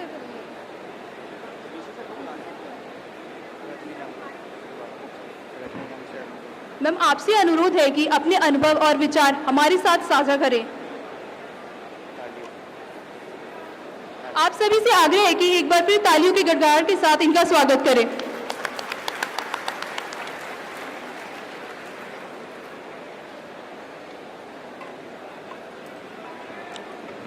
नमस्कार सभी लोगों को, नमस्कार। प्लीज मेरे साथ एक बार बोलिए, जय हिंद। आप अभी DTU में बैठे हैं, जो कि एक बहुत बढ़िया यूनिवर्सिटी है। नए नए आए हैं, है ना। आपको देखना है यहाँ पे क्या क्या चीज़ें हो रही हैं। स्पिक मैके हमारे देश की पुरानी और अमूल्य सांस्कृतिक विरासत को आज की युवा पीढ़ी तक पहुंचाने का एक सुंदर कोशिश है। मैं स्पिक मैके DTU की फैकल्टी कोऑर्डिनेटर होने के नाते आप सबका यहाँ स्वागत करती हूँ।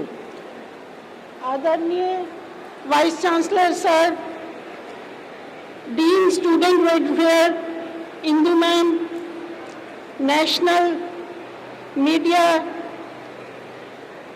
Coordinator Anshuman Jain, ex founder Saraswati ma'am, आप सबका स्वागत है।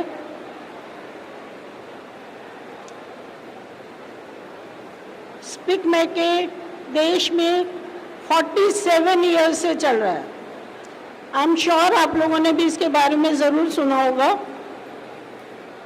हमारे नेशनल कन्वीनर किरण सेठ जी ने इसको बहुत खूबसूरती से चलाया है और देश के बहुत बड़े बड़े, देश और विदेश के बहुत बड़े नामी गिरामी आर्टिस्ट इस संस्था से जुड़े हैं।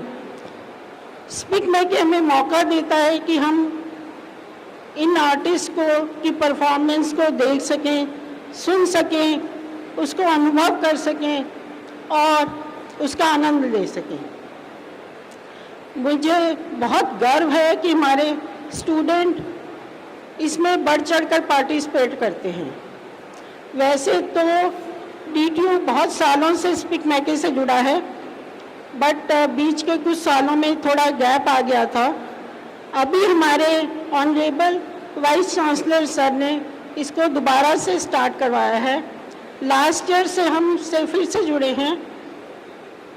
हमने बहुत अच्छे अच्छे प्रोग्राम्स करवाए हैं। पूरी विरासत सीरीज करवाई लास्ट ईयर। कुछ झलकियाँ हम आपको दिखाएंगे इस पे।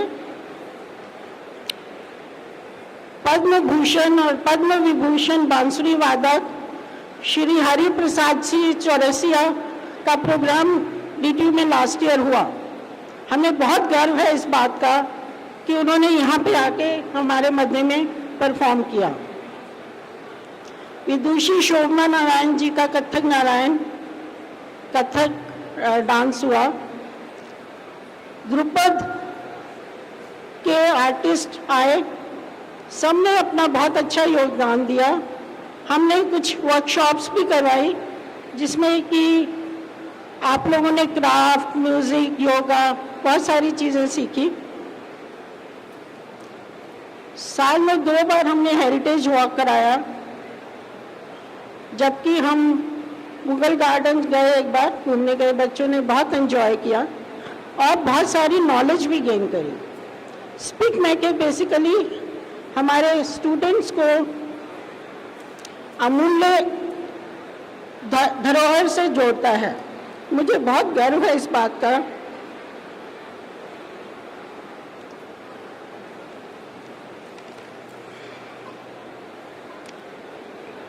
मैं दिल से धन्यवाद करना चाहूँगी हमारे ऑनरेबल प्रोफेसर प्रतीक शर्मा जी का, जिनका हमेशा साथ और मार्गदर्शन हमें मिला, जिसकी वजह से हम ये प्रोग्राम कर पाए। मैं आज आप सभी नए छात्रों को दिल से आमंत्रित करती हूँ कि आप स्पीक मैके में पार्टिसिपेट करें, का हिस्सा बने, इसको आगे लेके जाएं। मुझे पूरा विश्वास है कि अगर आप लोग इससे जुड़ेंगे, आप लोगों को फायदा होगा। You will have benefit.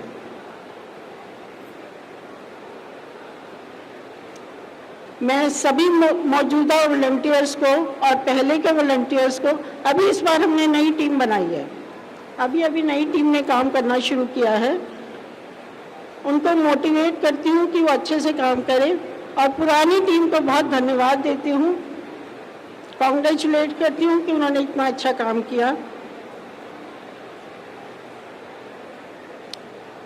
आइए हम सब इस खूबसूरत परंपरा को और भी आगे बढ़ाएं। आई एम श्योर आगे आने वाले दिनों में आप बहुत अच्छे प्रोग्राम्स देखेंगे। जय हिंद।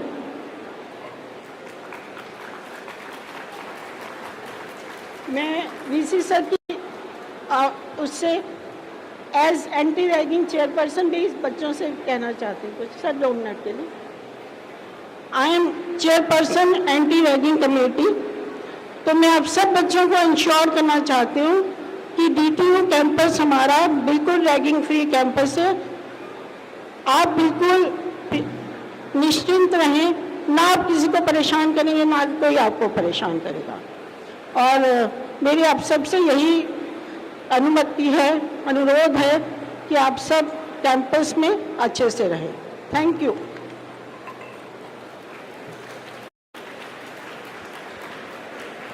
आपके इस मार्गदर्शन के लिए बहुत बहुत धन्यवाद मैम। अब कार्यक्रम को आगे बढ़ाते हुए मैं मंच पर आमंत्रित करना चाहूंगा संस्थान के शीर्ष मार्गदर्शक, जिनकी प्रेरणा हर पहल और प्रगति को दिशा देती है, हमारे माननीय वाइस चांसलर प्रतीक शर्मा सर। हम सब आपसे निवेदन करते हैं सर कि कृपया मंच पर आए और अपने प्रेरणादायक शब्दों से हम सभी का मार्गदर्शन करें। आप सभी से अनुरोध है कि एक बार जोरदार तालियों से सर का स्वागत करें।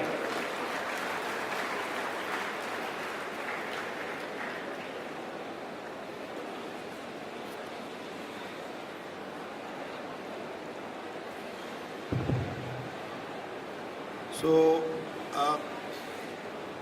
this is a special session that we have organized during this orientation program.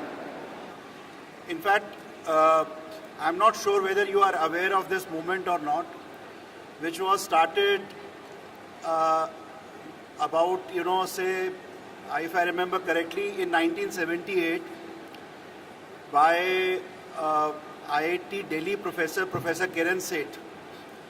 And this movement was basically to promote, the Indian classical art form and music amongst the youth. And I had the proud privilege of actually being his student at IIT Delhi when I was doing my PhD. And in fact, this is one movement which started on a very humble note way back in 1978. And in fact, when I was a student in Delhi College of Engineering, when I joined, as I mentioned in the morning 40 years back, that was my first exposure to Spic Macay when I was in my third year, 1987. And there were student volunteers who had actually organized in our campus at Kashmiri Gate, in the hostel, one of the performances of Pandit Rajan Sajan Mishra ji. In fact,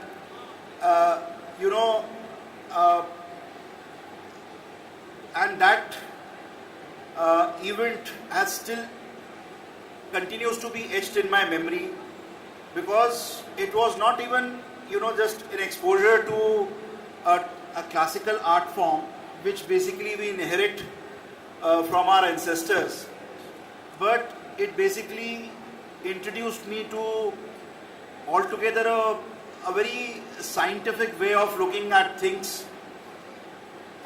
for which lot of discipline, lot of effort, lot of discipline and hard work has gone in. And in fact, the very purpose of this movement, Spic Macay, is not even just to introduce the students about the classical art form, but also to bring in certain aspects which help us to become and evolve as a better human being. Because for the simple reason, in fact, I would not stay between the Spic Macay volunteers and the movie that we are going to play, but the experience that anybody who has come and been with the musicians, the performing artists and the Spic Macay volunteers, it has completely changed the way we look towards life.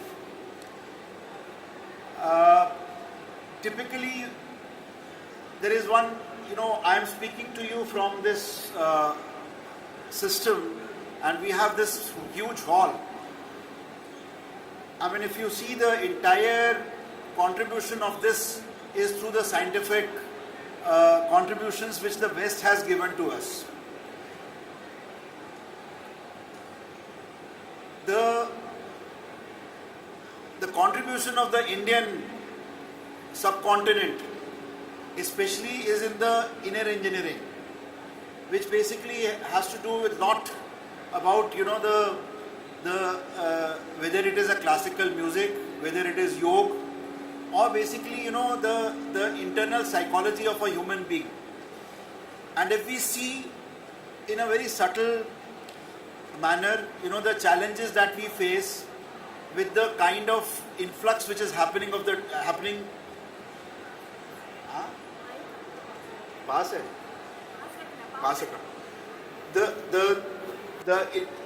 we are invaded with huge amount of information, technology, and when we were growing, we were not exposed to so much technology, so much information. The internet never existed. We were spending most of the time outdoors. We didn't have the luxury of having a mobile phone. So the challenge that the current generation is facing is this, that how to assimilate and understand the whole information flux which is coming to them. And the ancient Indian traditions, our ancestors have spent a lot of time, lot of energy in basically managing our mind. And if we are able to manage our mind properly and we are able to focus, whatever effort that we put in, whether it is in the material advancement or any pursuit that we basically follow, which is related to sports or any endeavor that we basically venture into, if our minds are focused and rather than the mental energy is getting diffused, if we are able to focus our energies to the point of concentration that we want to focus on, we'll be able to do much more efficiently. And the Spic Macay movement, through the classical art form is a platform which basically exposes you to actually experience that inner eye, or the, to focus your own self, to introduce yourself to your own self, through which you can actually contribute to not even in your own evolution, but also contributing towards the society in a much better manner. So, in fact, yeah. So now, in fact, what all I am trying to say, we have actually encapsulated in the form of a short film, which we are going to play, and you'll get to know much more in a more dense manner exactly what I am trying to convey. Yeah.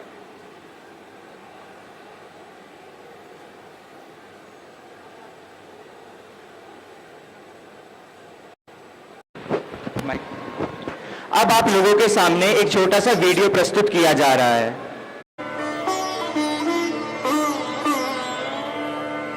हमारा music, हमारा culture, yoga, meditation, हमारे festival, ये सब हजारों सालों से इंसान की अंदर की भूख को पूरा करते आए, वो जो महसूस की जाती है।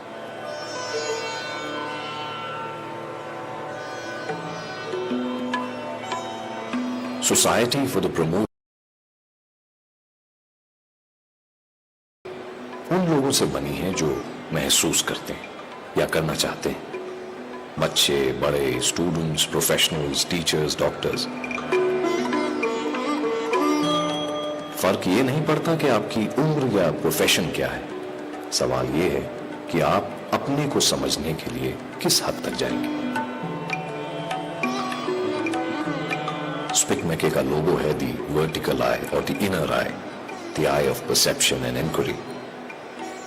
हमारे लिए म्यूजिक, कल्चर, आर्ट, हमारी सभ्यता, फिलॉसफी वो जरिए हैं जिनसे हम अपनी अमूल्य सांस्कृतिक धरोहर को समझ पाते हैं, वो धरोहर जिसको हम वक्त के साथ साथ किसी हद तक भूलते जा रहे हैं। स्पिक मैके के हाथ और कंधे हैं स्पिक मैके के वॉलंटियर्स, वो लोग जो इस तेज रफ्तार जिंदगी के बावजूद अपनी विरासत, अपनी आइडेंटिटी, हमारे देश की आत्मा और स्वरूप के साथ जुड़े रहना चाहते हैं।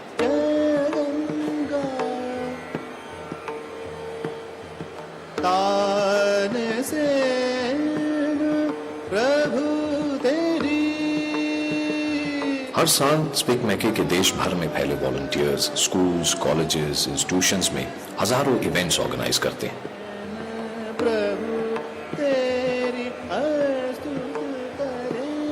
इन इवेंट्स से हमारी सभ्यता और संस्कृति वहां पहुंचती है जहां हमारा भविष्य है, हमारा फ्यूचर है, हमारा youth. Film, theatre, music, dance forms, folk art और इन जैसे और माध्यमों से हम लाखों लोगों तक अपनी हजारों साल की विरासत को पहुंचा पाते हैं। वो विरासत जो सिर्फ हमारी है, वो विरासत जिसको बचाना या जाने देना सिर्फ हमारे हाथ में है।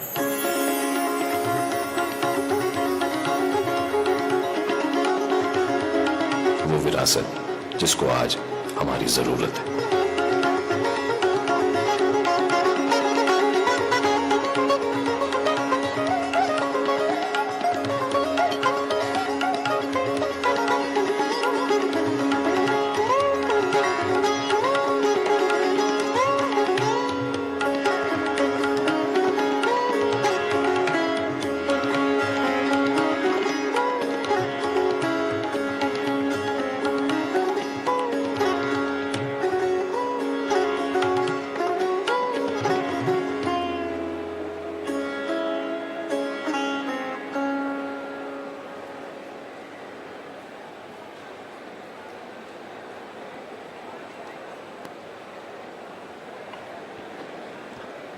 स्पिक मैके के माध्यम से हमें अनेक प्रतिष्ठित कलाकारों को सुनने और देखने का अवसर, जैसे अवस्थी जी पद्मश्री 2016 सम्मानित, गीता चंद्रन जी पद्मश्री 2007 सम्मानित, सुजाता मोहापात्रा जी संगीत नाटक अकादमी 2017 सम्मानित, ए कन्याकुमारी जी पद्मश्री 2016 सम्मानित, तजेंद्र मजूमदार जी पद्मश्री 2025 सम्मानित और विश्व मोहन भट्ट जी जिन्हें ग्रामी 1993, पद्मश्री 2002 व पद्म भूषण 2017 से सम्मानित किया गया।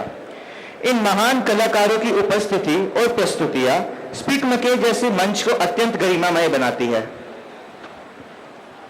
अब हम इस गरिमामय मंच पर आमंत्रित करना चाहेंगे हमारे सीनियर वॉलंटियर्स को, जिन्होंने वर्षों से स्पीक मेके की सेवा करते हुए युवाओं को भारतीय संस्कृति से जोड़ने का अद्भुत कार्य किया है। तो आइए हम तालियों के साथ गर्मजोशी से उनका स्वागत करें।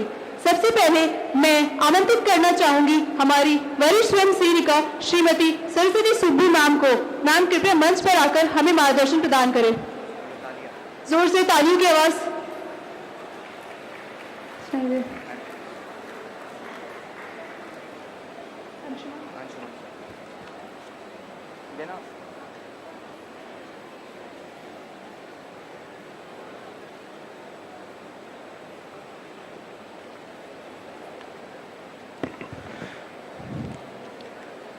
मैं स्टेज पर बुलाना चाहूंगा हमारे वरिष्ठ स्वयं सेवक श्री अंशुमान जैन सर को।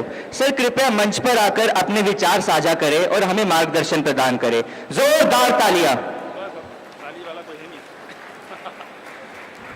सबसे पहले आप अपने लिए तालियां बजाएंगे जो लोग रुक गए हैं यहाँ पे, जो लोग जाने के लिए तैयार हैं, उनसे मैं कहूंगा 5 मिनट हमें दे दीजिए।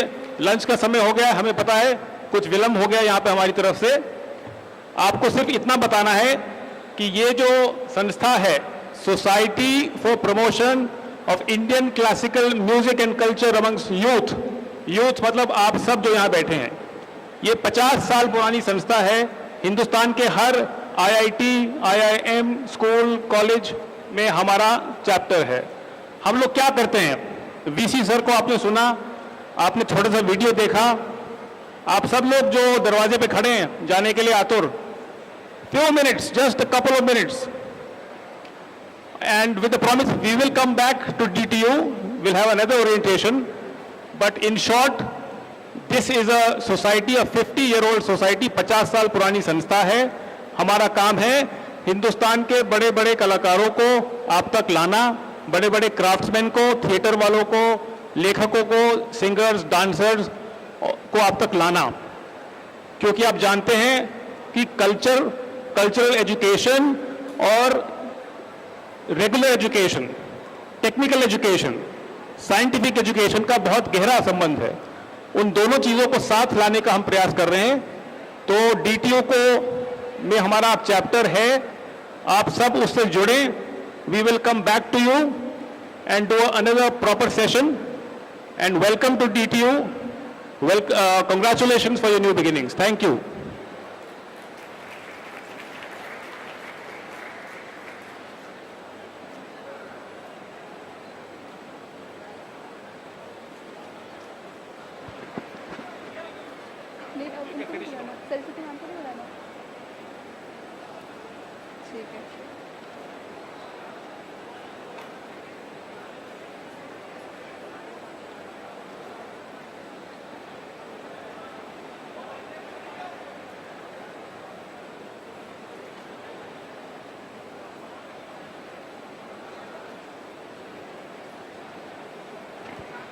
अब मैं आमंत्रित करना चाहूंगी सरस्वती सुब्बू मैम को। मैम कृपया मंच पर आकर हमें अपना मार्गदर्शन प्रदान करें।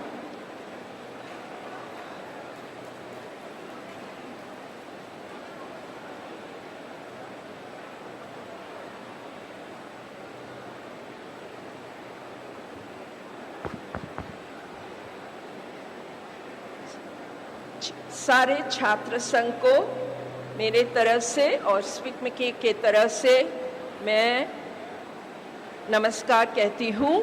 और जो लोग जा रहे हैं, खासकर आपको रिक्वेस्ट करूँगी कि जैसे अंशुमन सर ने कहा कि हम एक और प्रॉपर स्पिक मके ओरिएंटेशन करेंगे, क्योंकि मुझे मालूम है कि अभी लंच का टाइम है और आप सब जा रहे हैं। लेकिन इतना मैं कहना चाहूँगी कि आप यहाँ DTU आकर one of the foremost premier institutions for studies in engineering, right? यहाँ आकर आपको बहुत ही अच्छा एक future of 4 or 5 years ensure किया गया है, and you're all going to be studying और आप सब स्टडीज़ में एक्सेल करेंगे, ये मेरे उम्मीद है और अश्योरेंस है, सर्टेनिटी है कि you will all do excellently. But इतना ही, जो बच्चे जा रहे हैं बाहर, मैं खासकर आपसे ये कहना चाहूँगी कि पढ़ाई के अलावा हर एक स्टूडेंट के लाइफ में और कुछ ज़रूरी है, और वो है एक interaction with the culture and the heritage of India. That is very very essential. उसके बारे में और क्यों स्पिक मैके is not just an extracurricular activity. SPIC MACAY आपके शिक्षा के एक इंटेग्रल हिस्सा है। It is an essential part of your education.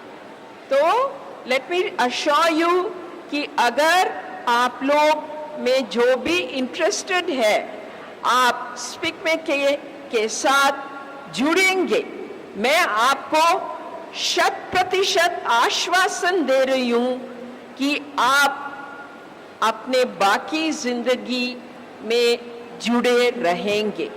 क्योंकि अगर एक इंटरैक्शन होता है, एक अनुभव होता है ऑफ शास्त्रीय संगीत या शास्त्रीय नृत्य या लोक कलाएं, आपको एक अनुभव आप महसूस करते हैं, बिलीव मी, आप उसको छोड़ेंगे नहीं और आगे आकर आप सर को और आपके स्टूडेंट कन्वीनर्स, स्पिक मैके के स्टूडेंट कन्वीनर्स को कहेंगे, हम भी इसका एक हिस्सा बनना चाहेंगे। तो please, I welcome all of you to SPIC MACAY heritage club of Delhi technological university. DTU में स्पिक मैके का एक बहुत मजबूत प्रेजेंस है, बहुत फर्म फाउंडेशन है, और उस फाउंडेशन को और स्ट्रेंथन करना आपके इन्वॉल्वमेंट से डेफिनेटली होगा।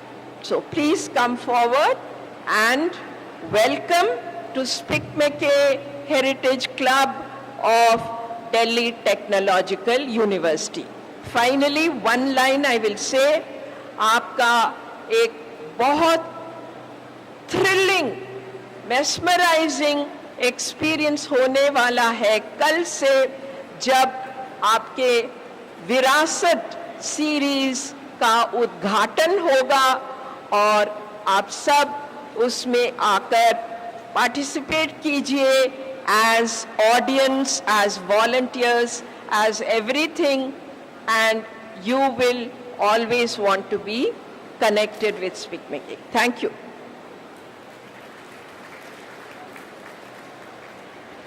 आपके इन सुंदर और प्रेरणादायक शब्दों के लिए बहुत बहुत धन्यवाद मैम।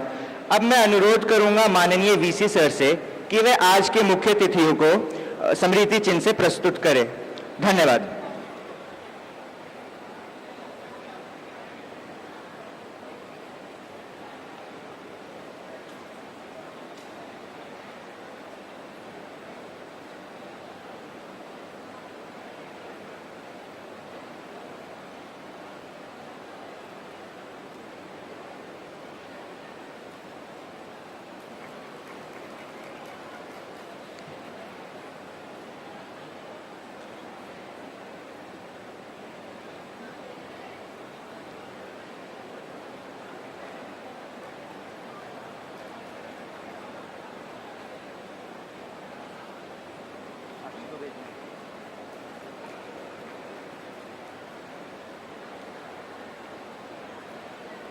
ये लाइन बोलो, फिर मैं टेक ओवर करूँ। ये लाइन बोलो एक।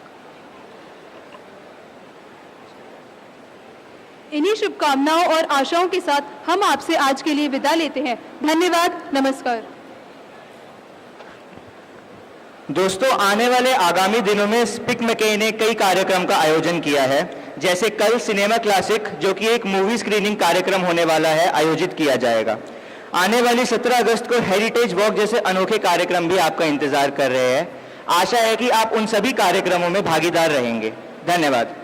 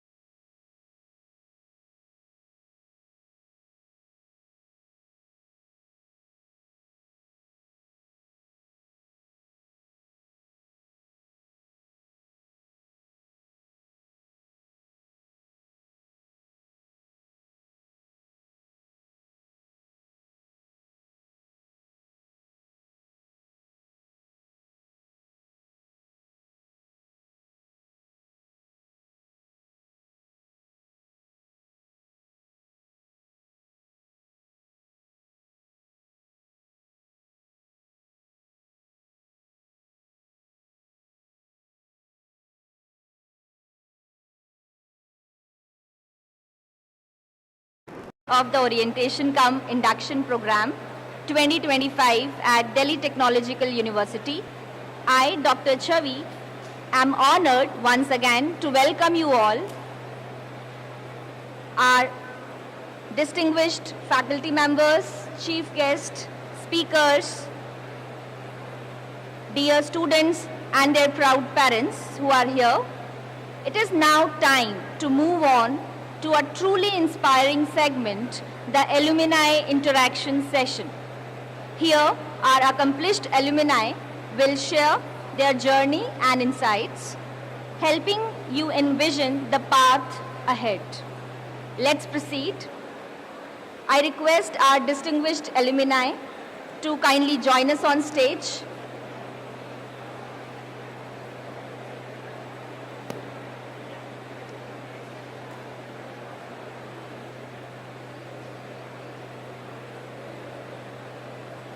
Hello, sir. All things are as it is. आपके सारे सारी इन्फॉर्मेशन है आपके पास? हाँ, हाँ, बिल्कुल.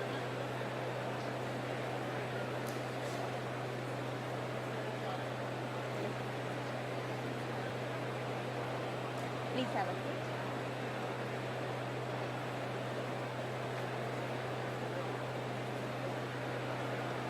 Now, I request Ms. Pooja to extend the floral welcome to Mr. Anuj Gupta, Joint Secretary, Alumni Association, DCE DTU.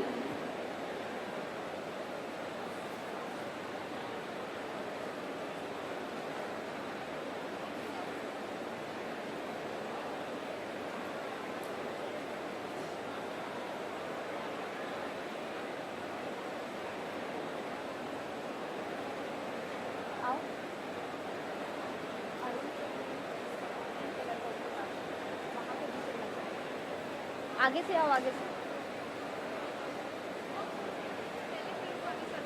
हाँ, जो जैकेट पहना है जिन्होंने.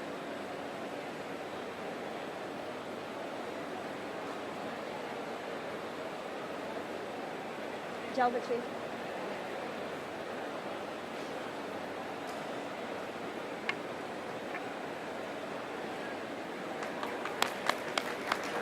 Please give a big round of applause while welcoming our chief guests. Now I request Ms. Ayushi to extend floral welcome to Shri Manmeet Singh, Vice President, Adobe Systems India Private Limited.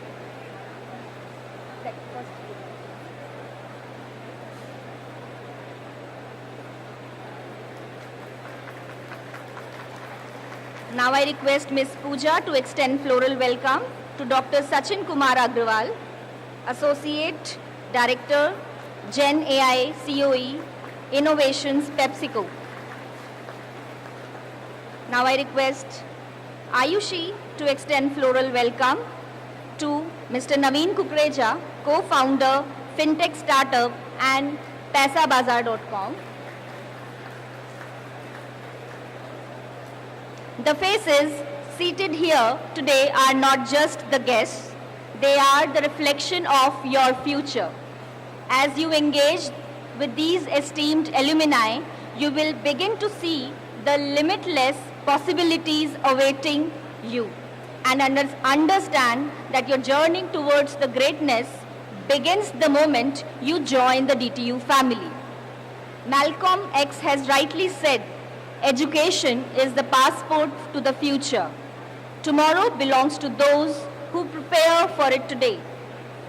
DTU में admission लक्ष्य प्राप्ति नहीं पर एक पड़ाव है. That you will realize after witnessing alumni interaction, there is a long way to go which you need to start preparing from today onwards.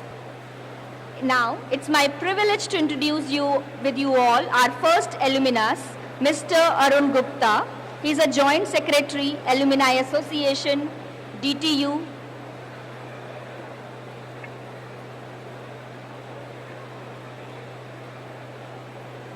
He is a mechanical engineer from 2005 batch. He is currently associated with Siemens Engineering as a Chief Manager and Head R&D Global Customer Operations, Fluid and Mechanical Systems, Siemens Energy India, power plant sector, and has been instrumental in executing key projects across various geographies like USA, UK, Germany, and South Asia.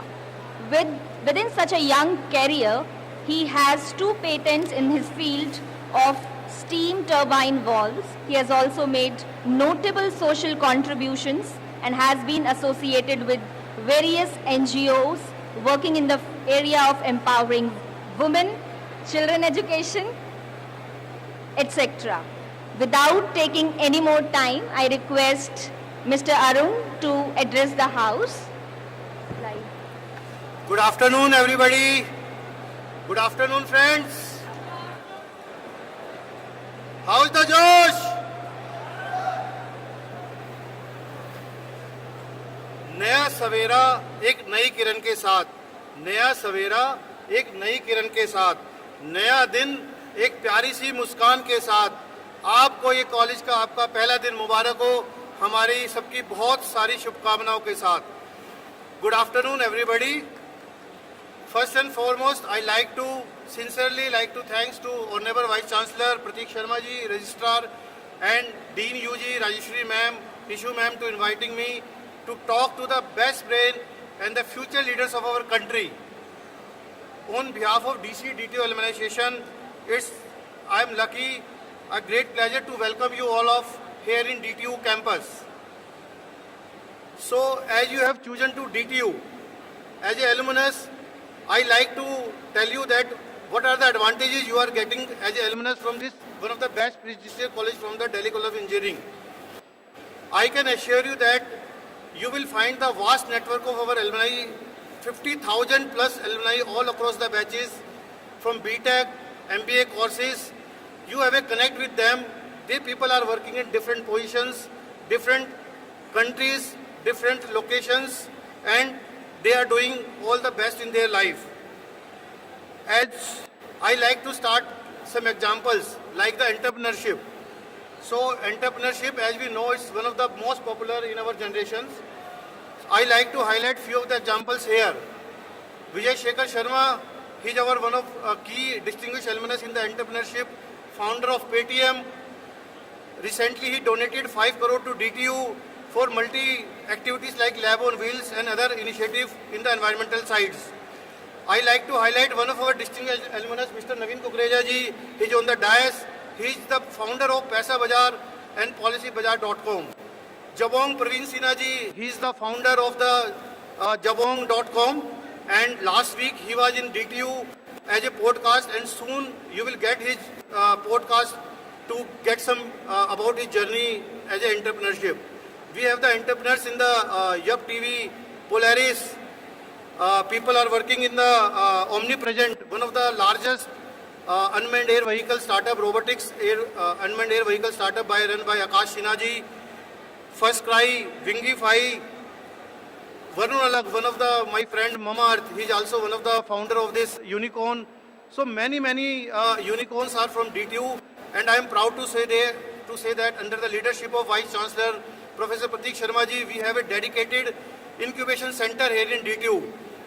Here more than 30 plus companies are running in DTU, and all the persons have a right opportunity to talk to them, to visit them, and to make the part of this entrepreneurship and incubation lab. I like to give the examples from the corporate world, like I am come from the Siemens. Couple of business heads also from Siemens. I like to highlight Mr. Sanjay Gupta. He is the Asia Pacific head for the Google. So he is heading the Asia Pacific as a president. You can find the alumnus in all the industries like Maruti, Renault, Hyundai CEO, Mr. Tarun Garg is our distinguished alumnus. In Adani, Mr. Anil Sardana, Ashish Khanna ji. So I can in short tell you that you will find the people in the corporate level. Now I come to the third level. After the entrepreneurship, corporate level, the third level is the bureaucracy. Bureaucracy means the persons are working in the IAS, IPS, IFS, Indian Engineering Services and many others. Here again I like to highlight few names. Mr. Colonel Singh ji, earlier he was just in the morning session. You can watch his recent interview in the YouTube, in podcast, and you will find about his journey, about his experience in a ED. Our President Alumni Association, Dr. Pawan Kumar Sharma, he is the Joint Secretary as the Ministry of Defence, is also one of the bureaucrat from the DTU. I like to give the examples from the government sector. Government sector means the persons are working in the company like PSU, NTPC, BHEL, HUDCO, DMRC, IOCL, GAIL. Again, I like to highlight few examples for your reference, like one of our alumnus, Mr. Deepak Gupta ji, he is the director of GAIL. Mrs. Bani Verma, she is the heading the BHL as a director, and many others. You will find the person in our from our institution. So why I am telling you all these names to you, and why I am categorizing the people in the 4 different categories. Ultimately, these people will help you from the first day in your mentorship. You people can reach to via DTU Alumni Association. Second way, people help you in the sponsorship. In DTU, we have many societies like NG Fest, Technical Fest. So you people need the sponsorship. People will help you in the sponsorship. Third thing, people will help you in the entrepreneurship. This is one of the major curriculum in your engineering degree. So people will help you to arrange the good internship in the reputed organization. And the most important, people will come to you DTU for the final year placements. And I can proudly to say here that the placement of DTU DC is one of the best in country at par like IITs. It is a proof from the NRF also that the placement is one of the best in from DTU, and it's a proud moment. Also, I like to highlight that as I am part of the Alumni Association since 20 years, I am connected with more than 60 batches from 1965 till 2024 batches. From their experiences, I learned you will find the best teachers here in DTU. State-of-the-art infrastructure, like we are at the Raj Sohan Hall, it's a 180-acre campus. And the most important thing, you will find the friends for the life. Please remember, my friends, this is your first day. Remember my words. After completion your degree here, after 4th years, you will find the best friend for the life. So my request to all the people, please enjoy every moment and try to learn as much as from the DTU. Also, last, I like to highlight that you are part of the DTU family, and you already proved by your JEE exam that you are the best brain of the country. That's why you are placed in DTU. So there is no question about your academics. I can assure you, I can like to emphasize you, please participate also in the other activities like cultural festivals, technical festivals, sports festivals, DTU times, and many other opportunities you find it here in DTU. So please don't restrict yourself only in studies. Try to go in other activities because it will not complement your academic journey but also enrich your overall college experience. यूं ही नहीं मिलती राही को मंजिल, यूं ही नहीं मिलती राही को मंजिल, एक जुनून सा दिल में जगाना होता है।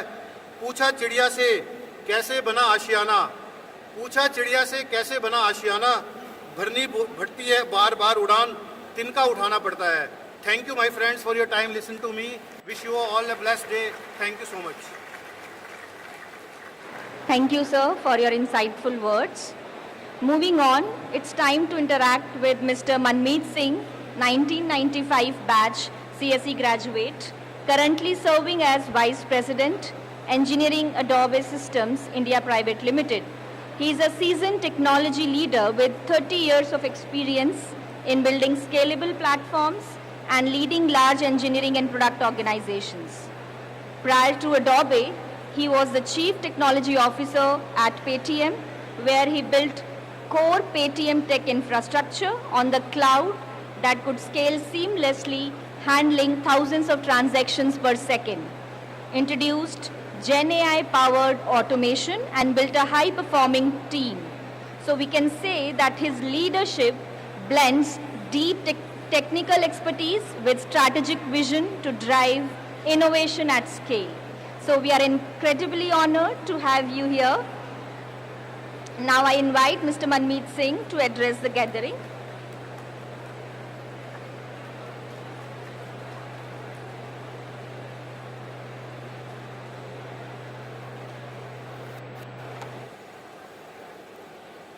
Good afternoon, everyone. Good afternoon. All right. I'd first of all like to thank the Vice Chancellor, Dean Rajeshwari ma'am, and the faculty for inviting me here today. It's a privilege to be here, not only as the Vice President of Engineering from Adobe, but also as one of you. I graduated from this college as a computer engineering student back in 1995.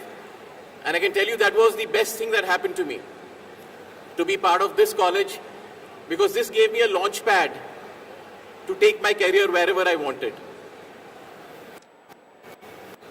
Let me first of all start off by congratulating each one of you. Getting admission to DTU is no mean achievement. So, congratulations. It's a big deal. All right, but having said that, this is just the start of your journey. Today, you begin a journey which not only defines you as a student, but it will also define you as future leaders, thinkers, and builders for India and globally. Let me cover my journey in brief, right? And I'll get to the interesting part in a little bit. So I passed out of college and I was placed out of campus in a company called River & Software Group here in Noida. After that, I went to the US for a couple of years, spent some time there working as a software engineer, and then came back to India, spent 7 years with Quark, and then the next 15 years were across Microsoft and Amazon. After spending 15 years at Microsoft and Amazon, I left to join Paytm, and I started as the Chief Technology Officer for their payments division, and then got promoted to lead their entire technology stack. It was fun building, we do hundreds of millions of transactions per week, and actually thousands of transactions per second. We had the experience of building that grounds up. You all are familiar with UPI, I'm sure. And then 10 months back, I joined Adobe, building the technology stack for powering digital experiences for millions of consumers worldwide. So let me talk about why did I move on from one company to the other. I've moved around 5 or 6 companies in 30 years. Whenever I got comfortable in a job, I decided to move out. Let me kind of say that once more. Whenever I got comfortable in a job, I decided to move out.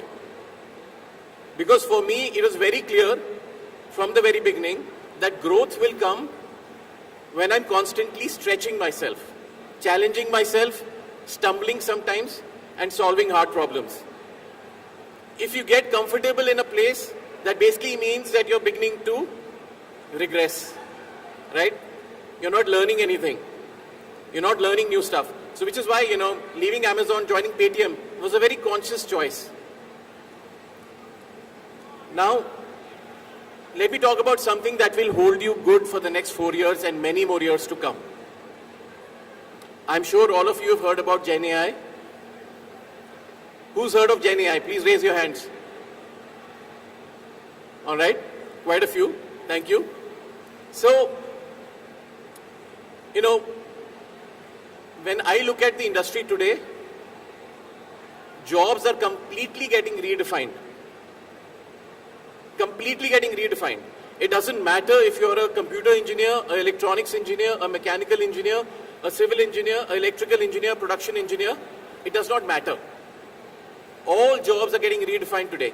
And if you are going to invest in learning Gen AI, you're going to have a very bright future. Let me talk about Adobe for a second. I've spent 30 years in the industry, right? And we never changed the way humans interact with software. We never changed the way.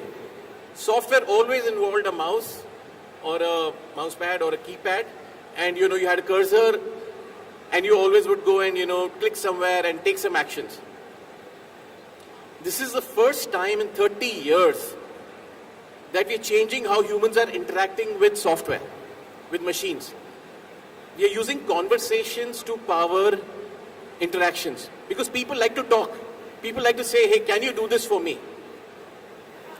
And that's what we are enabling today. This is the first time that this is happening, and this is really happening because Gen AI has made it possible. Now, as I said, it doesn't matter if you're a mechanical engineer, an electrical engineer, or a civil engineer. Let's say you're a mechanical engineer. What can you do, right? How do you create components, mechanical components? Today there's a way to do that. It requires a lot of design, there's softwares which help you do that.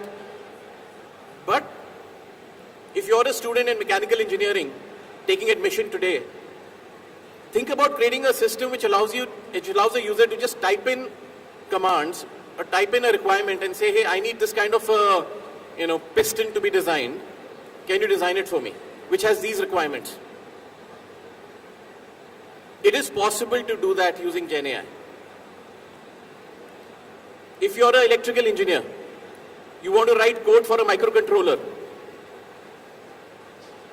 create a system which allows anybody to generate code for a microcontroller by just putting in a command which says that, oh, this is what I want to get created.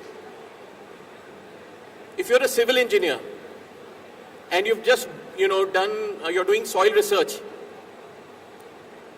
and you have this big report which comes out, about the quality of soil with various depths.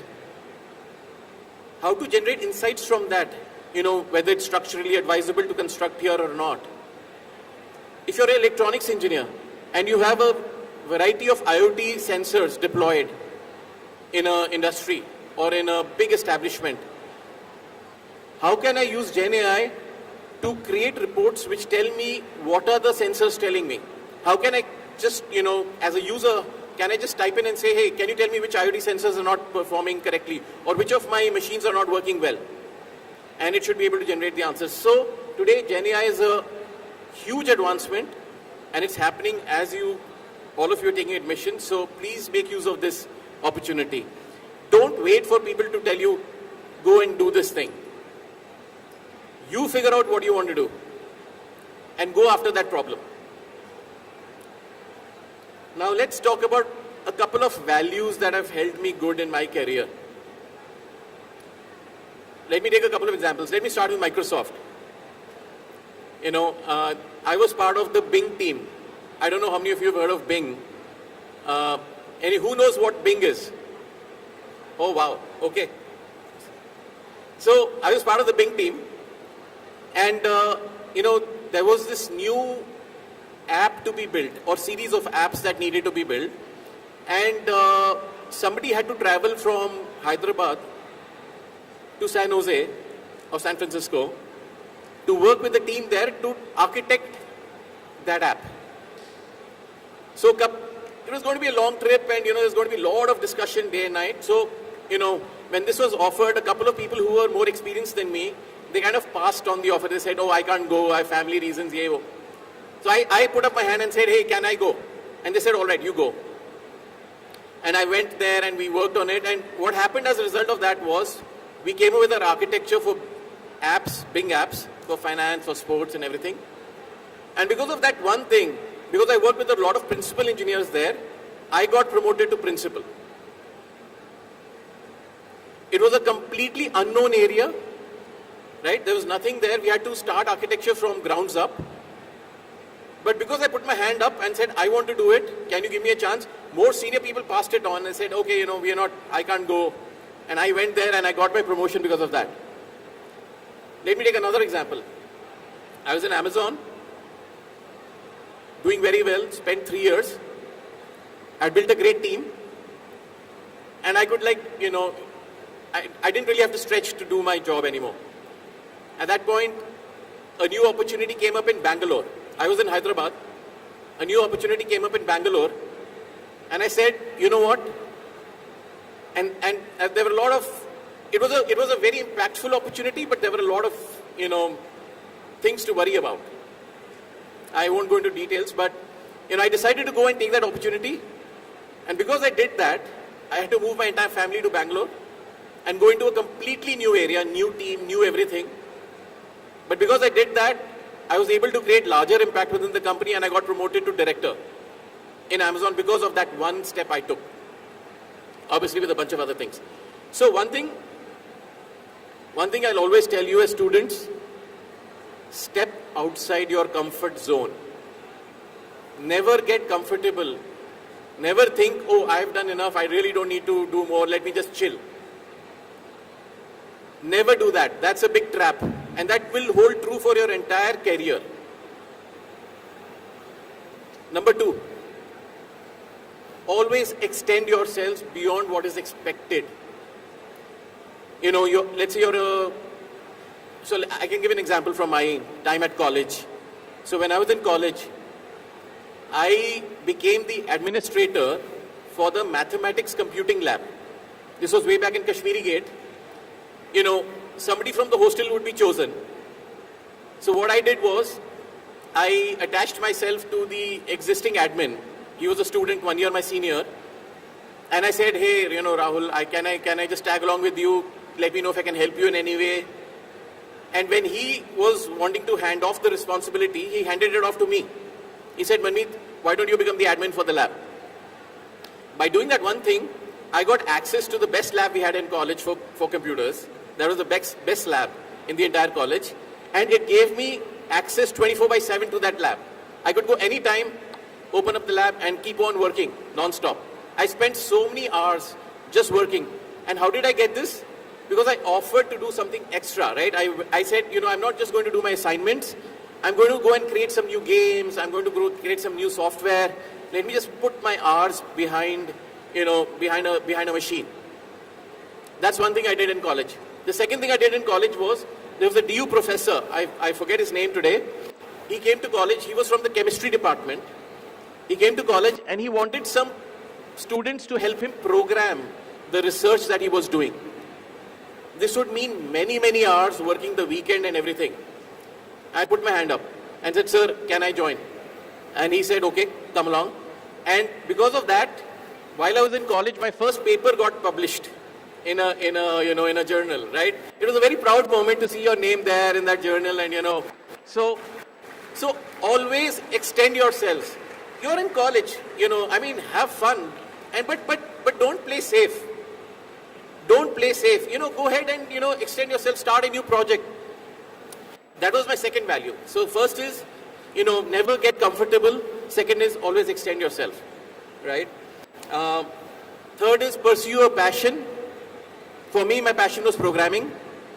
And because I programmed so much, for me, clearing interviews in campus was not a big problem. I got good grades, reasonably good grades, right? And in my career, right, I've done reasonably okay. So I followed my passion, and my passion was programming. You figure out what your passion is and pursue that, and you will always be successful. Because when you pursue your passion, you're not doing a job anymore. It's not work anymore. It's something that you enjoy. And when you enjoy something, you'll always be better than others at doing that thing. These are three things I wanted to call out. I have more to talk about. I don't know how much time I have. But couple of other things that will come in handy as you kind of progress in your life and careers ahead. One is, let me talk about a couple of values from Amazon and Adobe. Amazon has a value which says deliver results. Adobe has a value which says create outcomes, own the outcome. The best thing you can do wherever you are is always create value. If you're working on a project, if you're working on a research project, if you're in a job, anything that you're doing, focus on creating value. And the second thing is social cohesion. Social cohesion means whatever everybody else is doing, I'll do the same thing. Don't do that. Be an independent thinker. Go solve problems that nobody's wanting to solve, and you'll always be successful. To kind of wrap this up, this college is like a sandbox. You know what a sandbox is? What happens in the sandbox stays in the sandbox. It's a safe environment. Go pick up side projects. Go contribute to open source. Join the clubs in college. These are there for a reason, right? Collaborate, make friends. You never know that the next $1 billion startup could be from a DTU hostel room, right? Arun spoke about Vijay.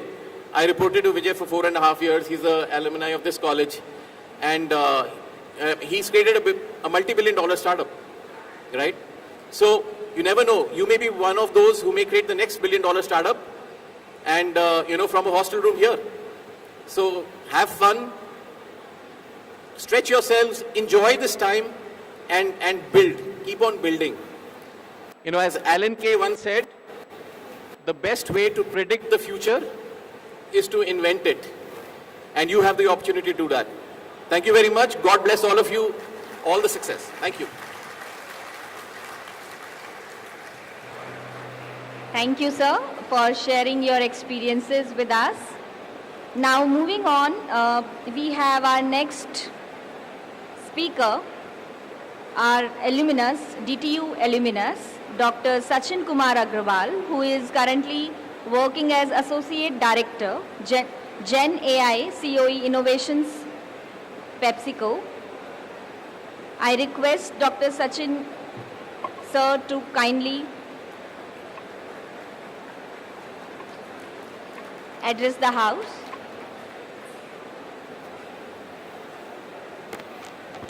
Hi, good afternoon all. Welcome for the DTU, and special thanks for all of you for choosing this college and being the part of the journey of your education curriculum. I'm just leading a couple of points from my side which have been taken from DTU as well as during my career journey, and that might be a short tip for you, and that would be like my core part of speech that I'm going to cover with you. I will just try to cover it out whenever you go for whatever platform, like no matter what's a college you have, maybe for your later or your masters and all, try to utilize this platform as much as possible for you. Use this all the best possibilities that thing you have, and from the recently speakers that you got to know how the successful the alumni group has been here from couple of decades, not just couple of years, it's several decades. So try to utilize this platform, show the capabilities, the value what you bring it out. I'll just take one example, maybe when you take it up for your research program or a project, or maybe when you prepare for your next career move ahead. or maybe your higher education. Just try to be very selective whatever domains or sectors that you want to take it up. That is my one suggestion or advice. Second thing is when you prepare for certain projects or certain, I would say, the domain or maybe whatever the POC project experiment that you want to take it up, be very focused what exactly the object that you're going to take it up, because when you plan your project or product, you cannot solve all the problem of the universe in one project. So you have to be very selective. You have to be very clear what you are doing. Second thing is once you decide your object or your problem statement, be very clear whether your problem statement is doing first time in the world or you are going to work on the next design around solution for the existing problem, because that will help you to understand what you are doing, or maybe the second person who is going to evaluate or maybe who is going to work for your solution. So do a clear distinction between those two aspects, because it's going to help you wherever you are developing a new solution. If you are developing a new solution for existing problem, it will be like a very clear for you what's the difference of delta that you're bringing for your solution, which may or may not be existing right now. Because you would be also comparing the existing solution with your approach, and in that case, it's your job becomes more tough to identify what are the difference or the more critical value that you're going to add out for the solution. So be very clear about it. No matter it's a delta or 10% difference or 20% difference, important thing is you should know the difference, what is the difference between your solution and the other solution. Because when you work for a particular project or a product, you might see the several things are already existing in the market, or maybe after working 1 month, 2 months, you will realize, hey, somebody else has done that one. So in that case, you have to be very sharp and clear what's the difference. And recently, as I said about it, what's the value that you bring it out. So from your solution or approach, it should be very clear what's value and approach that you're going to bring it out. Another important thing which comes out first to work out for such kind of projects, it's time to deliver. Because somebody is working from January to the project, he delivers in, let's say, in March and April what he plans, but somebody delivers in December. It does not matter to me what value he brings in December rather than somebody bringing me in May or June. So you have to be very clear in your timelines and delivery, because right time and right delivery is quite important for your projects and the products what you deliver it out. So be very clear in terms of timeline of delivery as well as your quality and overall the value. So it's like a right combination or a matrix that you decide it out over there. So that's my one message. Second thing is be very clear what's the value or advantage you're bringing from your project and who could be the right audience or the right users for your project. So that would be another part of your project. Importantly, important thing is when we also work for a particular project, it does not matter like my team likes the project, my team likes the solution. No. It's the end user or end customer who likes the product or who likes the solution what you bring it out, because finally they should use out, because I will be developing a solution, then I will be working for a next product after 6 months or 1 year. But my solution should be like that. It should be solving the end customer pain point and my end user should be using it out. So you have to think the problem or the project considering somebody else is going to use this project and deliver it the product for them, not for me or my team. So that's also important thing, should be the part of the balance and approach. And finally, you should create this whole matrix for a deliverable point of view. So that's my one part of suggestion or the feedback that I want to give it out for such kind of working for a product. Second thing is I would also say maybe I'm from the AI or generative AI field. So AI is my core forte where I deliver the solutions looking out what are the existing technologies or infra or various services can be taken up from the various resources and can be delivered out. So I know AI is grooming so fast, but importantly I want to add it out, nobody can replace the human. Yes, sometimes there is a lots of opinions that we see, but AI cannot be replaced by human. AI can only help to a particular person or expert, whether it's like a banking or a finance or maybe medical field or maybe telecom field. AI is going to help the person or expert to make the decision faster, more accurate, more clear, maybe early to deliver. But finally decision goes into the human. So as we all are the engineering background or engineering students or engineer graduate. So our job is to use this AI as a tool, is the right balance to deliver a product or a solution in a right, more appropriate manner. And by the time you will also see AI is going to be a big helping hand to the people in the right hand and the user so that they can deliver the more things in a more efficient manner. And another thing which is going to be there when we see this couple of decades next, AI again is going to be solve the major challenging problem which maybe we have not predicted as a human, and we have to really see those challenges because humans are made to deliver the more critical solutions, or maybe they have to think more critically, which we may have not thought about it. And currently AI is going to deliver certain things, whether it's like a agentic AI, a RAG or LLM, they are going to deliver the tasks which can be, I would say, put it into the machine where the humans are not required, and machine can do those monotonous or a regular work. Because humans can do more critical things, more challenging things, which the people have to do. No matter it's related to the environment, no matter it's related to certain, I would say, meteorology or telecom or certain medical field, but the humans are made for the more critical things. So that I want to bring this message of the AI, because AI is going to be helping and not going to replace, but try to use this AI capabilities, learn more as much as is possible, use this platform as much as possible and enjoy the journey.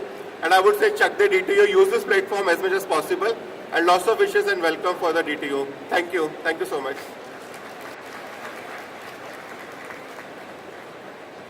Thank you, sir, for sharing your experiences. Indeed, AI is the present thing that everyone must be aware when you are coming here. And you should think about it seriously, about your projects, what you're going to do, the jobs you are going to look for. I think this session really helped you all in that sense. Now moving onwards, we have our next alumnus, an inspiring leader in India's fintech and financial services ecosystem, Mr. Naveen Kukreja, from 1919 alumnus batch of Delhi College of Engineering. He has been recognized as Entrepreneur of the Year Financial Services, named among the Business World Top 40 Under 40, and received the Trailblazer Alumni Award from Delhi College of Engineering. So, with over 2 decades of work experience across India and Europe, he has brought deep strategic, marketing and digital expertise to his ventures. So we are honored to have you here, sir. I request you to kindly address the House.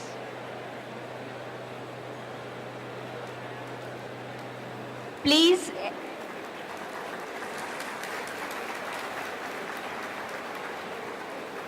Good afternoon, everybody. Can you hear me well at the back? Raise your hand if you can hear me well at the back. We are going to have the interactive session, so it is required that you reciprocate equally. So do. Can you hear me at the back? Raise your hands, please, if you can. People at the back probably cannot hear me. Can you hear me at the front? Back rows? Back rows, can you hear me? Yeah, you can. People at the back maybe can't. I would just like to request you to just stand up for 1 second and fold your hands in a prayer. Everybody just stand up, please. Fold your hands in a prayer position. Close your eyes, and for the next 20 or 30 seconds, just take the opportunity to thank God, thank your parents, thank your hard work, thank your luck, and thank everybody else who's helped you reach this position.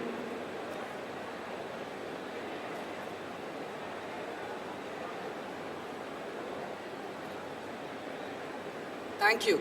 Thanks. And this is my first point. I'll try and cover 4 or 5 points that if you can take away today from this session, I would think this session is useful to you. The first point is that wherever you go, whatever you achieve, stay grateful, stay grounded.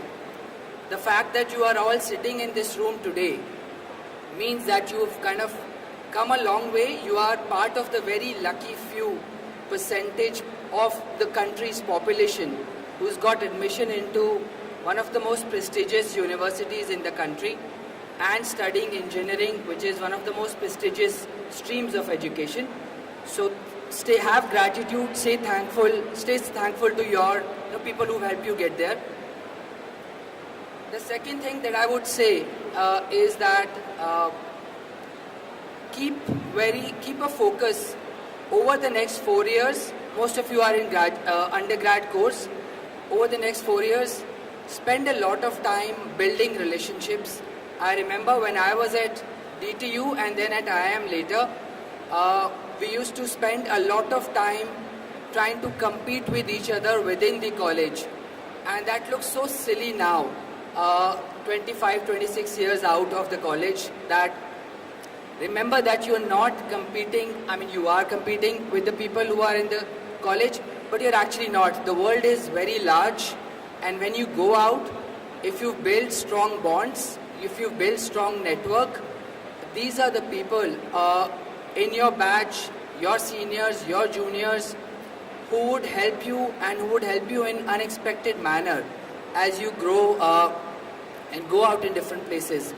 I know that some of my deepest and strong relationships are from the relationships I built in my school, in my college, at DTU, as well as in the MBA college.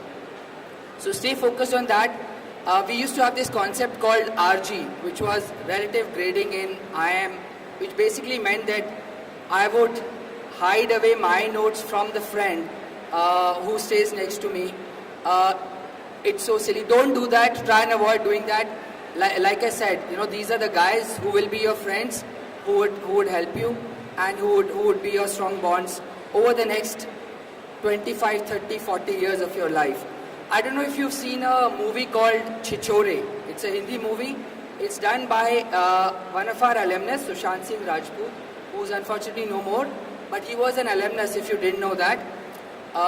That movie, if you haven't seen it, I would suggest see it. That movie talks about the power of relationships and the bonds you build with the friends that you spend time with through the course of your education, where you actually have a lot of time to invest in your friends, invest in yourself. I think Manmeet talked about treating this as a sandbox environment and really, really spending time on yourself and building your skills. So do focus on that. Thirdly, I think one thing that I would like to leave with you would be that in life, as you go out and as you spend the next few decades of your life doing, hopefully, what you do, what you like to do, what you love to do, you would find that the decisions you take are far more important and have a far greater impact than the effort you put after you take those decisions. I'm not saying that the effort you put is not important. The effort you put is a very necessary condition, but not sufficient condition. The decision you take, and I look at myself, I took a decision in 2014, for example, to join and set up a startup. In 2014, internet was just evolving. Jio had not launched. Smartphones were very new. I mean, they were launched in 2008, 9, 10, but still relatively new. Internet economy was just evolving. And the call I took, the decision I took to join a very early stage startup and set up a company within that overall bigger company over the next 11 years, created the impact or helped me create the impact or the outcome that I've been able to create. And there must be multiple examples. My friends are there that remember that every time there is an important decision, give it due importance, and these decisions, take all the help you can in taking those. These decisions will eventually, when you look back at your life, would have played an important role. But of course, once you take the decisions, the other learning is that commit fully. Do not rethink or have regrets about taking an alternative decision, because that doesn't happen in life. Once you take a decision, commit yourself fully to that decision and give your 100%. I think the next thing I would say is that whatever you do, we are, like Manmeet said, we are in an era of AI. The next 10 years are going to be much more exciting, but also much more uncertain than the last 10 years. My learning from the last 25 years has been that go deep in whatever you do. Do not stay at a high level. If you like a particular stream of subject, go deep in it. If you want to study a particular subject, try and take more and more courses of that. If you like to do something or like to learn outside of your curriculum, try and go deeper into it, because the world over the next 20 years would value people who have deep expertise in what they do.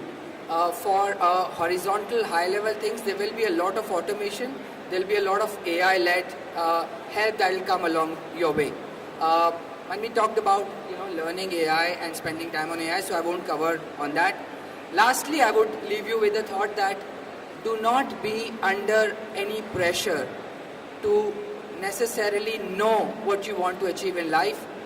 I remember that when I entered DTU, I was absolutely not clear on what I want to do. In my time, I graduated in 1999. In our time, if you were coming from a middle class background, engineering was considered a great option, a safe option, one that will set you for life. So that was my only motivation to take the exam, join DTU. I was not clear at all. DTU, in a weird way, we used to call it DCE at that point. In a weird way, over the 4 years that I spent here, what I learned was two things: that A, I do not like core engineering, and there were not enough jobs. So that part I was clear on. And secondly, towards the end, when all of us were getting placed in software engineering in '99, and with companies like TCS, HCL, etc. coming on, Infosys coming on campus, the other thing I realized was that I was not clear. I did not want to do software coding, and that is something I did not enjoy. But till that time, I was not clear on what I wanted to do. So when I was not clear on core, I was not clear on software, MBA became essentially my ticket out of the things I did not want to do. So I studied hard. I was good at math. I really enjoyed numbers. Studied and got admission into MBA. And only during the MBA or towards the end of it, and when I started working, it became clearer to me that I really liked building businesses. I really liked building consumer businesses. I really liked taking consumer insights, converting them into products or services, and spending the rest of my professional life in that area. So my point to you is that you are very young. You are typically I would think, between 17 and 19 years old. It's okay if you're not clear on what you want to really do, but it's also a great environment in the next 4 years to discover yourself, have a lot of conversations, build bonds, try and understand what motivates you. And it's okay if at the end of it you are not still clear, but when you get clear on that, immerse yourself into that, go deeper into that, and really put your best effort forward into achieving the best outcome for you. Congratulations once again, and all the very best for the next 4 years. I'd be happy to answer if there are any student questions. If anybody, I don't know if there's a mechanism to ask questions, but if you had any questions, I can hear you. I would be happy to answer it. Or if we find another way, Arun has been very kind in organizing this. If there's any other way he can organize alumni interaction, I'd be very happy to answer any question. Thank you so much, and all the very best to you. Thank you.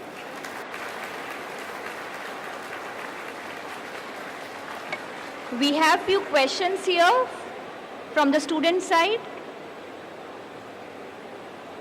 Anyone at the back? Who is holding the mic for queries, please? May I know who is holding the mic for queries? The student volunteer may help. Anyone wants to have queries? Want to find answers for their questions?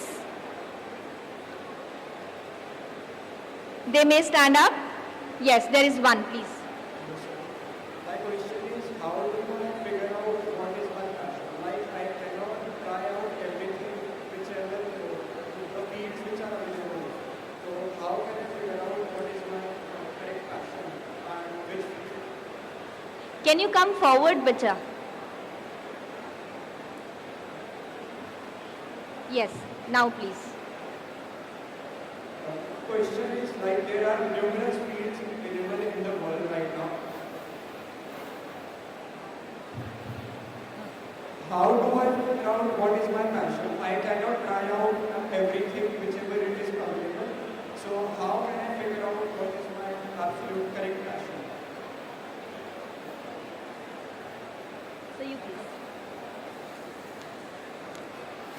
Before I answer the You question, may use the mic here as well. sorry, can you hear me? Not working? Can you hear me?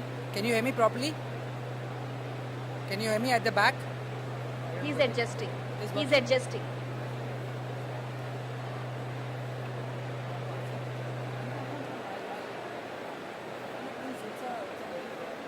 Sir, you may try once.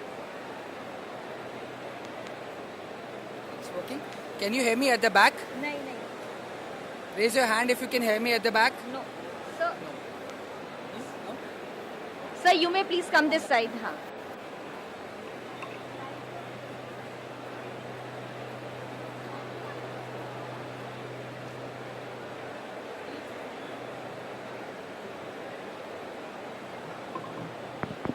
It's better. It's as they say, it's $1 million question. But before I answer the question, I think I'm very happy to come back to college after 20 plus years. Today I'm very impressed by the size of the campus. But I was telling Arun while we were sitting that as alumnus, we need to try and the administrators, we need to try and figure out and make the acoustics better of the hall.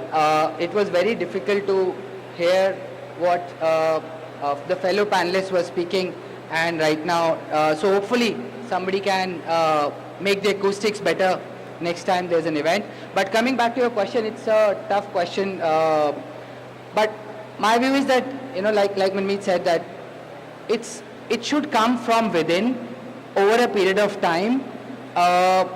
You are still very young. I did not know, like I said, I was explaining my case. I did not know what I want to do till, or what I liked till probably 24, 25. And even there, at least in my case, it was a very organic evolution on what I liked and what I started to like and what I was very happy doing for the rest of my professional life. And college provides you with a great environment. You guys have exposure to so much more information, so many more tools with AI coming. And in our time, for example, there were only 2 internships that we could do. We didn't know how to get internships early. Now you guys have hopefully a lot more exposure, a lot more connect, and with people like Arun, etc., they will help alumni create a lot more internships for you. So do not be afraid to try different things, and really when you go deep into that, when you try different things, and when you go deep, you will realize that whether you like it enough or not. One of the things I would share is that, for example, my son is 13-year-old, and what we see as parents of younger kids is that kids find it easier to take up any sport, for example, spend 2, 3, 4 months, get a little bit good, and then give it up, and then move on to a different sport, which is absolutely fine.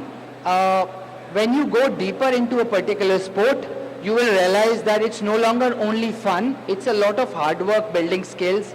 I hope you've heard the 10,000 rule principle, but go deeper in whatever you want to explore, and really when you go deeper into it, then you will figure out and get the answer hopefully yourself that, whether you like it enough to be doing it for a long time. Again, do not be very, very fussed or hardcore that I have to know what I really love. I have seen enough people really discover what they love much later in life, and then give it enough, be bold enough to then give it enough time of your life to go into that area. But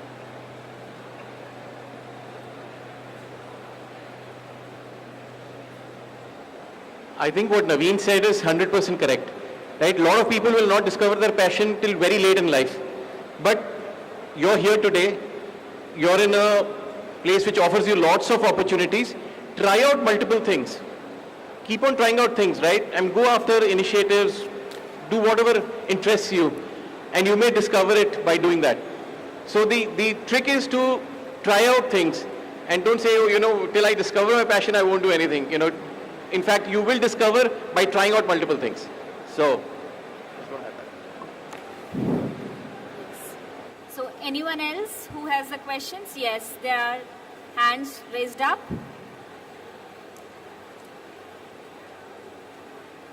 Can you please pass on the mic who had earlier?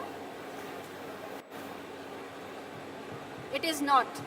So you may please come forward and be little loud, or come. You want to come here? aa jao.